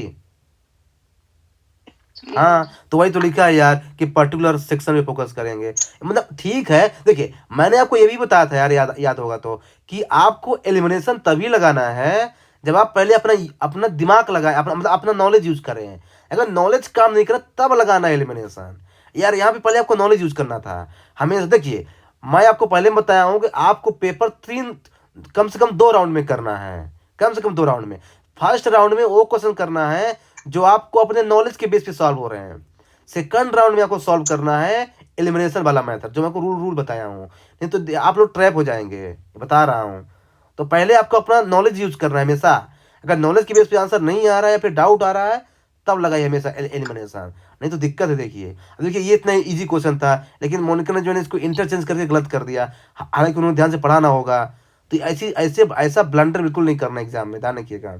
पहले आपको अपना नॉलेज यूज करना है। नहीं, मैं इसमें समान हित जो लिखा था ना उसमें या तो पब्लिक इंटरेस्ट मतलब क्या होता है, वही तो है कि मतलब कि सबका हित है, मतलब पब्लिक मतलब जनता होता है ना, तो सबका हित है वही ना। तो उसका है ना कि आपने जो है ना वो दिमाग नहीं लगाया ना, कोई बात नहीं है, लेकिन ध्यान रखिएगा। चलते हैं 19 नंबर पे, ये थोड़ा फैक्चुअल है, देख लीजिए। ये सही था क्या, सही था आप लोगों का? याद कर लीजिए, हालांकि इम्पोर्टेंट है ये। प्रीवी पर्स जो है ना हटा दिया गया था, इंदिरा गांधी ने हटाया था इसको। अच्छा आप लोग रीजन बता सकते हैं कि क्यों हटाया गया था? Why it was removed? Explanation में लिखा आर्टिकल 18। आर्टिकल, हाँ हाँ 18 आर्टिकल 18 वही है। राइट टू इक्वलिटी की बात करता है ना काजल। और इसमें क्या है ना कि लोगों के पास बहुत बहुत ज्यादा जमीन था, लोग पर राजा महाराजा का टाइटल लिए थे वो, तो ये गलत था ना, इसलिए उसको हटा दिया, टाइटल को हटा दिया इक्वलिटी लाने के लिए। हालांकि इसका विरोध भी हुआ था, लेकिन बाद में जो है ना फिर हटा ही दिया गया। 20 ये अच्छा है, जब साथ में मिलाना था तो उन्होंने बोल दिया कि ठीक है रखिए रहो, फिर बाद में हटा दी जब गवर्नमेंट बन गई। यही ना, हाँ वो माइंड गेम खेले थे ना, बोले कि हाँ अभी मिला लेते हैं। और सरदार पटेल ने ऐसा कर लिया था और बाद में इंदिरा गांधी ने उसको हटा दिया था। 20 नंबर बताइए। ये एक्चुअली इस पूरे पेपर का बहुत अच्छा क्वेश्चन था, सबसे बेस्ट क्वेश्चन था, इसीलिए गलत। काजल आपका कौन सा वाला 20 वो गलत किया मैंने। अच्छा यार, ये वाला गलत नहीं करना था यार। यार जानते क्या है यार, चीफ इलेक्शन कमिश्नर के अपॉइंटमेंट में चीफ जस्टिस क्या करेगा काम यार? चीफ जस्टिस क्यों वहां होगा? जानते चीफ चीफ जस्टिस एक जगह होता है, कहाँ बताइए? किसके किसके अपॉइंटमेंट बताइए? सुप्रीम कोर्ट के जज, सुप्रीम कोर्ट के जज कहते हैं। नहीं नहीं वो तो ठीक है, किसी के कमेटी के अपॉइंटमेंट बोल रहा हूँ, कमेटी अपॉइंटमेंट में, मतलब किसी कमीशन की बात कर रहा हूँ मैं। मैंने बताया था ये बात है, मतलब आप लोग को तुरंत लिंक करना चाहिए तुरंत कि अच्छा चीफ जस्टिस ऑफ इंडिया कहाँ हो सकता है? मानवाधिकार है, मानवाधिकार में होता है, आर यू श्योर? श्योर नहीं। काजल आप बताइए। सीबीसी सीबीसी में आप श्योर हैं क्या? नहीं, मैं श्योर तो नहीं हूँ। अच्छा सीबीसी में होता है कि सीबीआई में होता है बताइए? सीबीसी नहीं सीबीआई में होता है। मैंने बताया था कि सीबीआई ऑलरेडी किसी मिनिस्ट्री के अंडर आता है, और जो मिनिस्ट्री के अंडर आता है उसके अपॉइंटमेंट में कोई मिनिस्ट्री नहीं रखा गया है, उसके स्थान पर सीजीआई को रखा गया है। ये मैंने आई थिंक बताया था, या फिर मैंने आपको कोई वीडियो भेजा होगा, आप लोगों ने देखा ना होगा। मतलब देखिए इतना अंदर से मैं आपको चीज़ें बताता हूँ ताकि आप लोग कन्फ्यूजन ना हो। मतलब देखिए सीबीआई ऑलरेडी किसी मिनिस्ट्री के अंडर आता है, तो उसके अपॉइंटमेंट में क्या है ना कि किसी मिनिस्ट्री को नहीं रखा गया है, और उसके स्थान पर उसने सीजीआई को रख दिया गया रखा है। तो ऐसे में आपको लिंक करना सिखाया था, सोचिए, और आप लोग फिर भी भूल जाते हैं यार। और मोनिका बोल रही है एनएचआरसी ना, नहीं नहीं, इसमें सीजीआई नहीं होता यार, इसमें सीजीआई नहीं, इसमें मिनिस्टर होता है यार। जिसमें मैं आपको बताऊं क्या, जिसमें मिनिस्टर रहेगा ना उसमें सीजीआई नहीं हो सकता। क्यों नहीं हो सकता, आप लोग रीजन बताइए। जिसमें मिनिस्टर होगा उसमें सीजीआई नहीं होगा जनरली, ऐसा क्यों? Tell me the reason.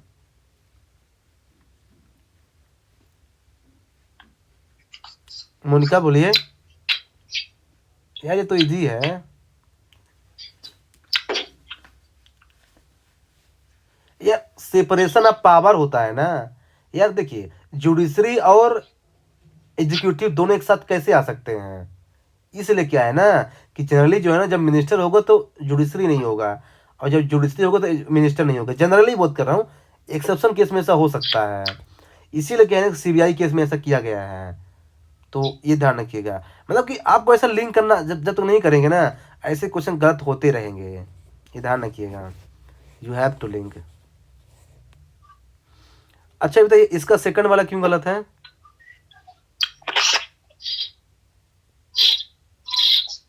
Hello,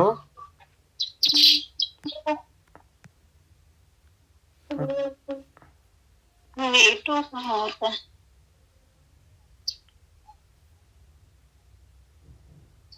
हाँ यही तो, मतलब इसमें तो दोनों तब के होता है ना कि दो, अगर दो, मतलब दो, बराबर आ हाँ जाता है तो दोनों के पास इक्वल पावर सीबीआई होते हैं। फिर मत कर देता है। हम्म।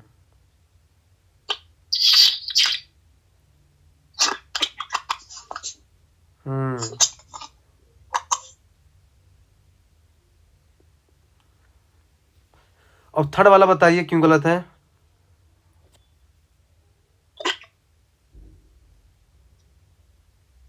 थर्ड वाला क्योंकि सुप्रीम कोर्ट के जज का जैसे रिमूवल होता है उस पे दिया रहता है, उसके उस वैसे इसका भी होता है।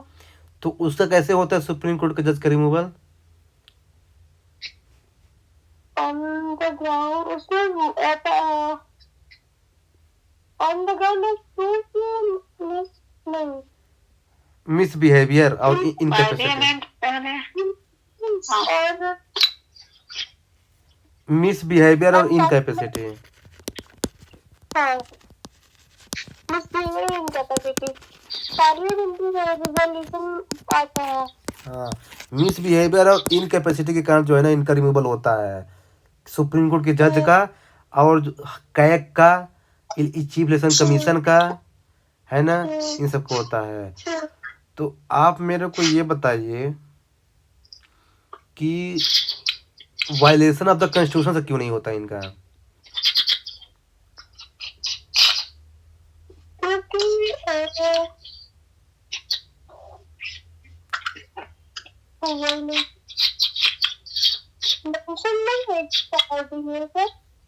आवाज नहीं आ रही कि प्रॉपरली क्या बोल रहे हैं?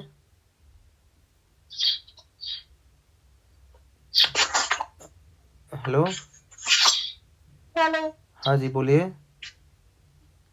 वायलेशन ऑफ कॉन्स्टिट्यूशन है क्या वैसे? मेंशन नहीं कॉन्स्टिट्यूशन में। वायलेशन ऑफ द कॉन्स्टिट्यूशन मतलब ये होता है कि जो कॉन्स्टिट्यूशन में चीजें लिखी गई है ना उसको फॉलो नहीं कर रहा, उसके अगेंस्ट में जा रहे हैं लोग, उसको बोलते हैं वायलेशन ऑफ द कॉन्स्टिट्यूशन। तो इसके बेस पे क्यों नहीं है इनका? वायलेशन ऑफ द कॉन्स्टिट्यूशन जो है ना केवल प्रेसिडेंट के रिमूवल में अप्लाई होता है, लेकिन यहाँ क्यों नहीं होता? इस क्वेश्चन का आंसर जो है ना मेरे को आप लोग अगले वीडियो में देंगे, मतलब अगले डिस्कशन में। लेकिन मैं शॉर्ट में ये बता देता हूँ कि देखिए क्या है ना, जो प्रेसिडेंट होता है ना वो constitutional head of the state है, यानी कॉन्स्टिट्यूशन की जो जिम्मेदारी है ना वो सबसे पहले प्रेसिडेंट पे आती है।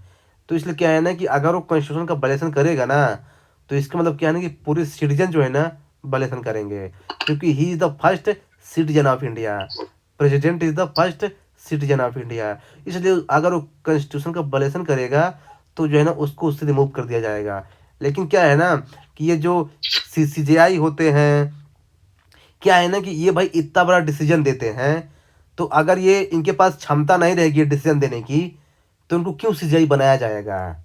बताइए, इनकी कोई क्वालिफिकेशन है कि नहीं? अगर जो है, अगर देखिए, अगर मतलब जज को अपॉइंट करना है तो इनकी क्वालिफिकेशन चेक की जाती है।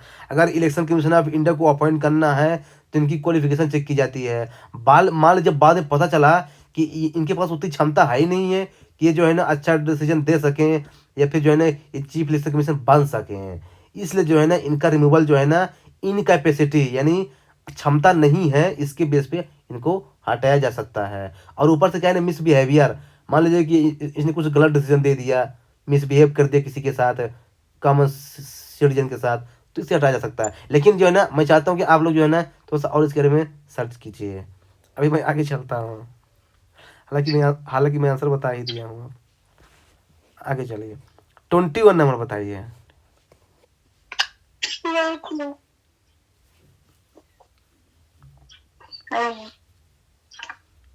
ये काजल, मैं आपको बताया था यार उस समय डीपीएसपी के टाइम पे कि कुछ डीपीएसपी जो है ना वो बाहर से भी हैं, मतलब जो है, हाँ, तो ये एक डीपीएसपी ही है। हाँ, भले उसमें नहीं है ना, वहाँ पे एक साथ नहीं है, लेकिन ये डीपीएसपी है। Providing facility for instruction in the mother tongue at primary stage to childrens. इसको याद कर लीजिए। ये एक्चुअली क्या है ना कि ये सीएपीएफ के क्वेश्चन पूछा गया था, यूपीएससी के सीएपीएफ में 2015 में। देखिए दिया भी है। नेक्स्ट क्वेश्चन 22 बताइए। सही है। आप बताइए। गलत। ये बहुत अच्छा क्वेश्चन है। हाँ, ये बताइए, कोई पॉलिटिकल पार्टी जो है ना रिकग्नाइज्ड है, इसका मतलब क्या है? अच्छा, तो ये रिकग्नाइज्ड का मतलब क्या होता है? अगर कोई पॉलिटिकल पार्टी रिकग्नाइज्ड है, इसका मतलब क्या है?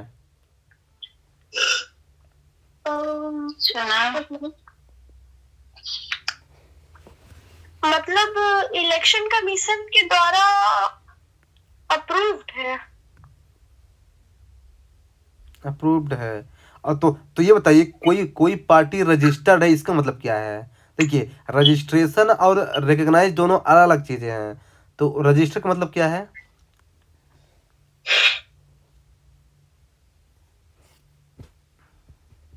कंफ्यूज हो गए ना? रजिस्टर्ड की पार्टी रजिस्टर्ड तो है, पर वो पूरे नॉर्म्स फुलफिल नहीं करती हो। नहीं, ये डिफरेंस नहीं है। देखिए, रिकग्नाइज्ड मतलब ये होता है ना कि वो पार्टी को स्टेट का दर्जा प्राप्त है कि नेशनल का दर्जा प्राप्त है। तो देखिए, कोई पार्टी नेशनल पार्टी भी है, कोई पार्टी स्टेट पार्टी भी है। तो इसका मतलब ये होता है कि वो पार्टी नेशनल पार्टी है कि स्टेट पार्टी है। इसे बोलते हैं रिकग्निशन, रिकग्नाइज करना। और रजिस्टर का मतलब ये होता है कि जो रिप्रेजेंटेशन ऑफ पीपल एक्ट 1951 है ना, उसके अंदर वो रजिस्टर है कि नहीं। ये होता है दोनों में डिफरेंस। अब मेरे को आप लोग ये बताइए कि अगर कोई पार्टी रजिस्टर्ड है तो उसको क्या फायदा मिलेगा?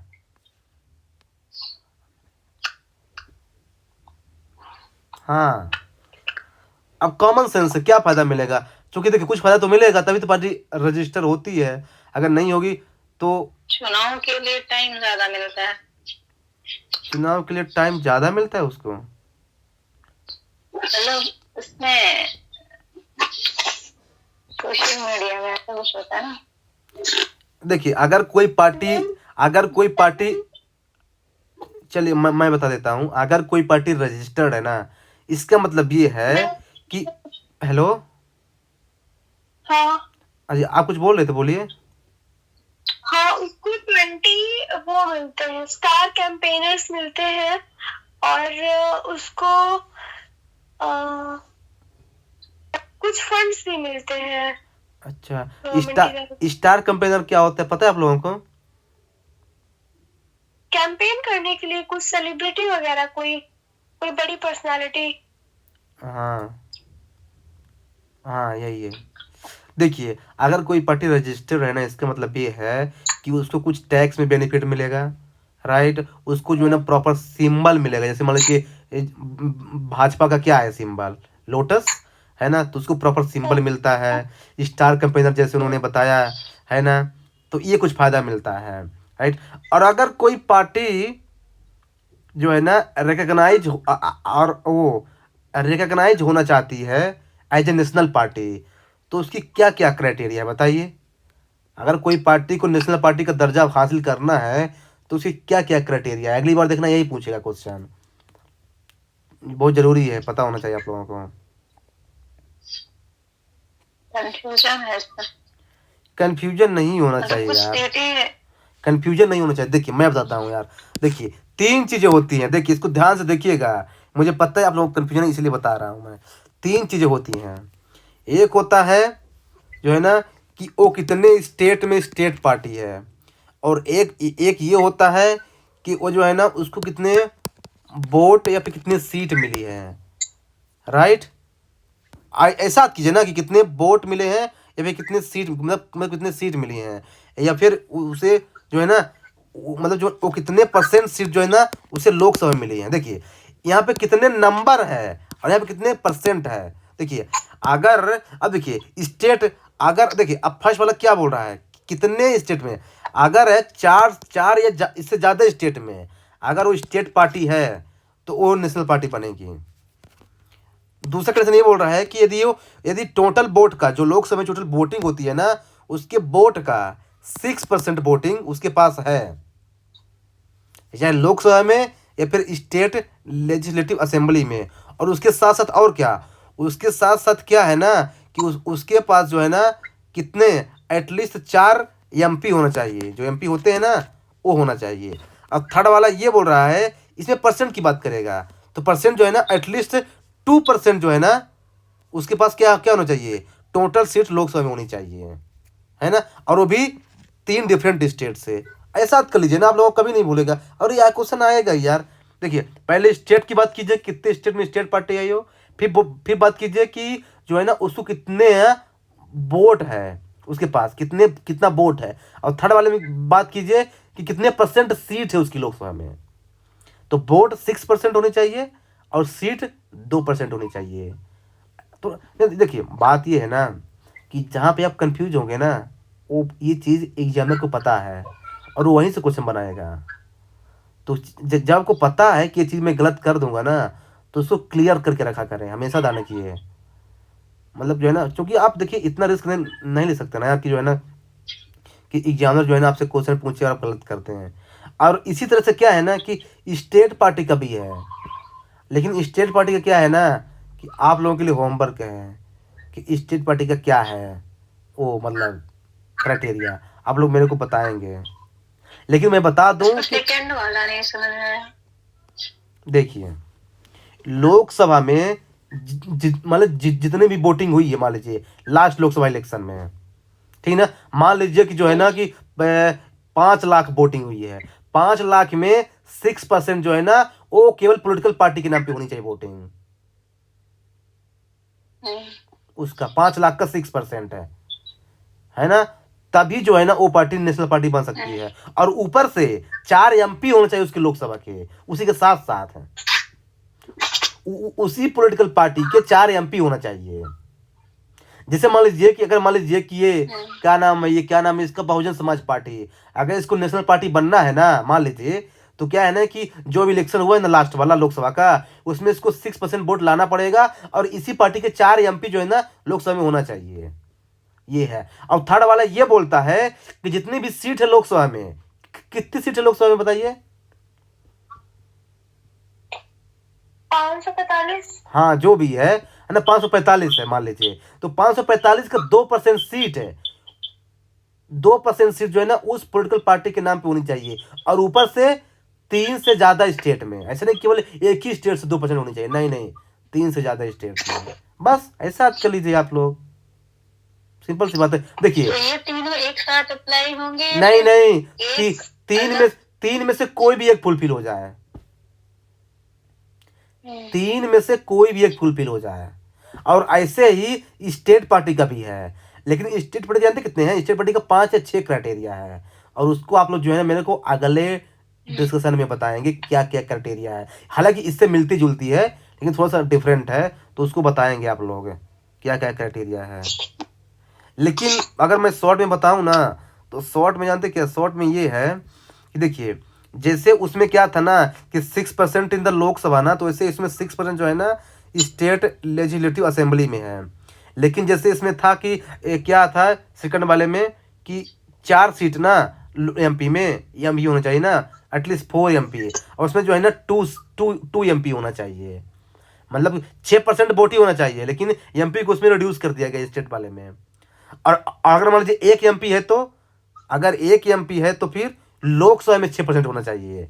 देखिए, अगर किसी स्टेट पार्टी को एज ए स्टेट पार्टी बनना है तो विधानसभा में 6% वोट होना चाहिए, प्लस 2 सीट होनी चाहिए, ठीक ना।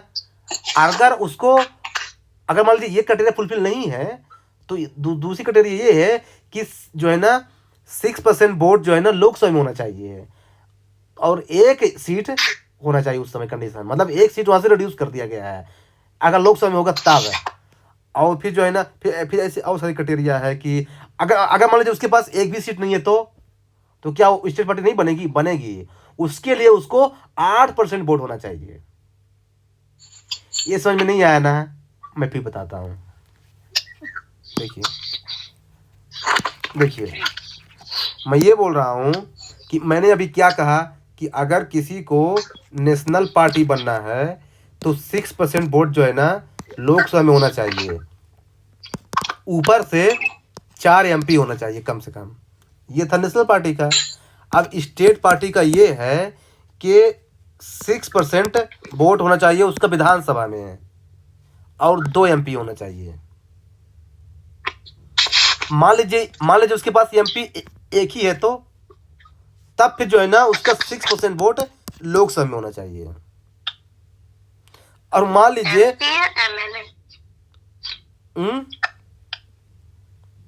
एमपी होगा कि एमएलए?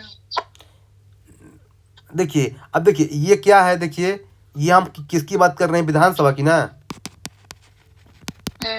हाँ, यहाँ पे एमएलए होगा, सॉरी, हाँ तो एमएलए होगा, राइट। मान लीजिए उसकी 2 सीट है तो 6% होगा।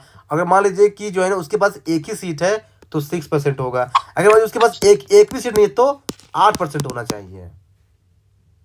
आप इसको ऐसा लिंक कर लीजिए, ये थोड़ा सा कंफ्यूज कर सकता है। बाकी इसके अलावा भी क्राइटेरिया है, ठीक ना। तो वो हालांकि उतना ज़्यादा इंपॉर्टेंट नहीं है, लेकिन यहाँ पे आपको एग्जाम में कंफ्यूज कर सकता है। आप लोग इसको एक बार पढ़िएगा, अगर फिर से आपको डाउट आता है ना तो मैं इसको फिर से बता दूंगा, लेकिन चूँकि टाइम बहुत ज़्यादा जा रहा है यार। हाँ, आज हम लोग ज़्यादा डिटेल में डिस्कस कर लिए क्या यार, ना काजल? हेलो, काजल चली गई क्या? आज हम लोग ज़्यादा डिटेल में डिस्कस कर लिए, तो क्या करें? आगे कंटिन्यू रखें कि इसको अभी इसको करें? बताइए, आधा कल करें, जैसा बोलिए।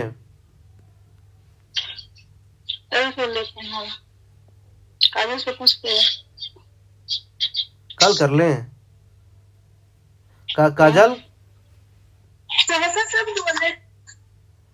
आवाज नहीं आ रही, क्या बोल रहे हैं? जैसे सब कोई बोले नहीं, अब देखिए अभी क्या है ना कि देखिए अगर इसी तरह से करूंगा तो अभी 1 घंटा कम से कम और और लगेगा, ये मान लीजिए।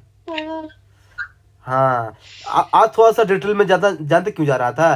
क्योंकि आज बहुत छोटी छोटी चीज़ें थी यार, जो आप लोगों को बहुत कन्फ्यूजन था, इसलिए मैं उसको सॉल्व कर रहा था। और वैसे भी आज जो है ना पॉलिटिकल लास्ट टेस्ट था, तो मैंने सोचा कि जो है ना आप लोगों को अच्छे से क्लियर करता हूँ, तो इसलिए तो मैं सोच रहा हूँ कि इसको फिर जो है ना मैं जो है ना चूँकि कल वैसे भी टेस्ट इसका नहीं है ना, तो कल इसका जो है ना 1 घंटा जो है ना किसी समय रख लेते हैं। लेकिन जो है ना ये किस समय रखेंगे, ये किस समय रखें कल, बताइए।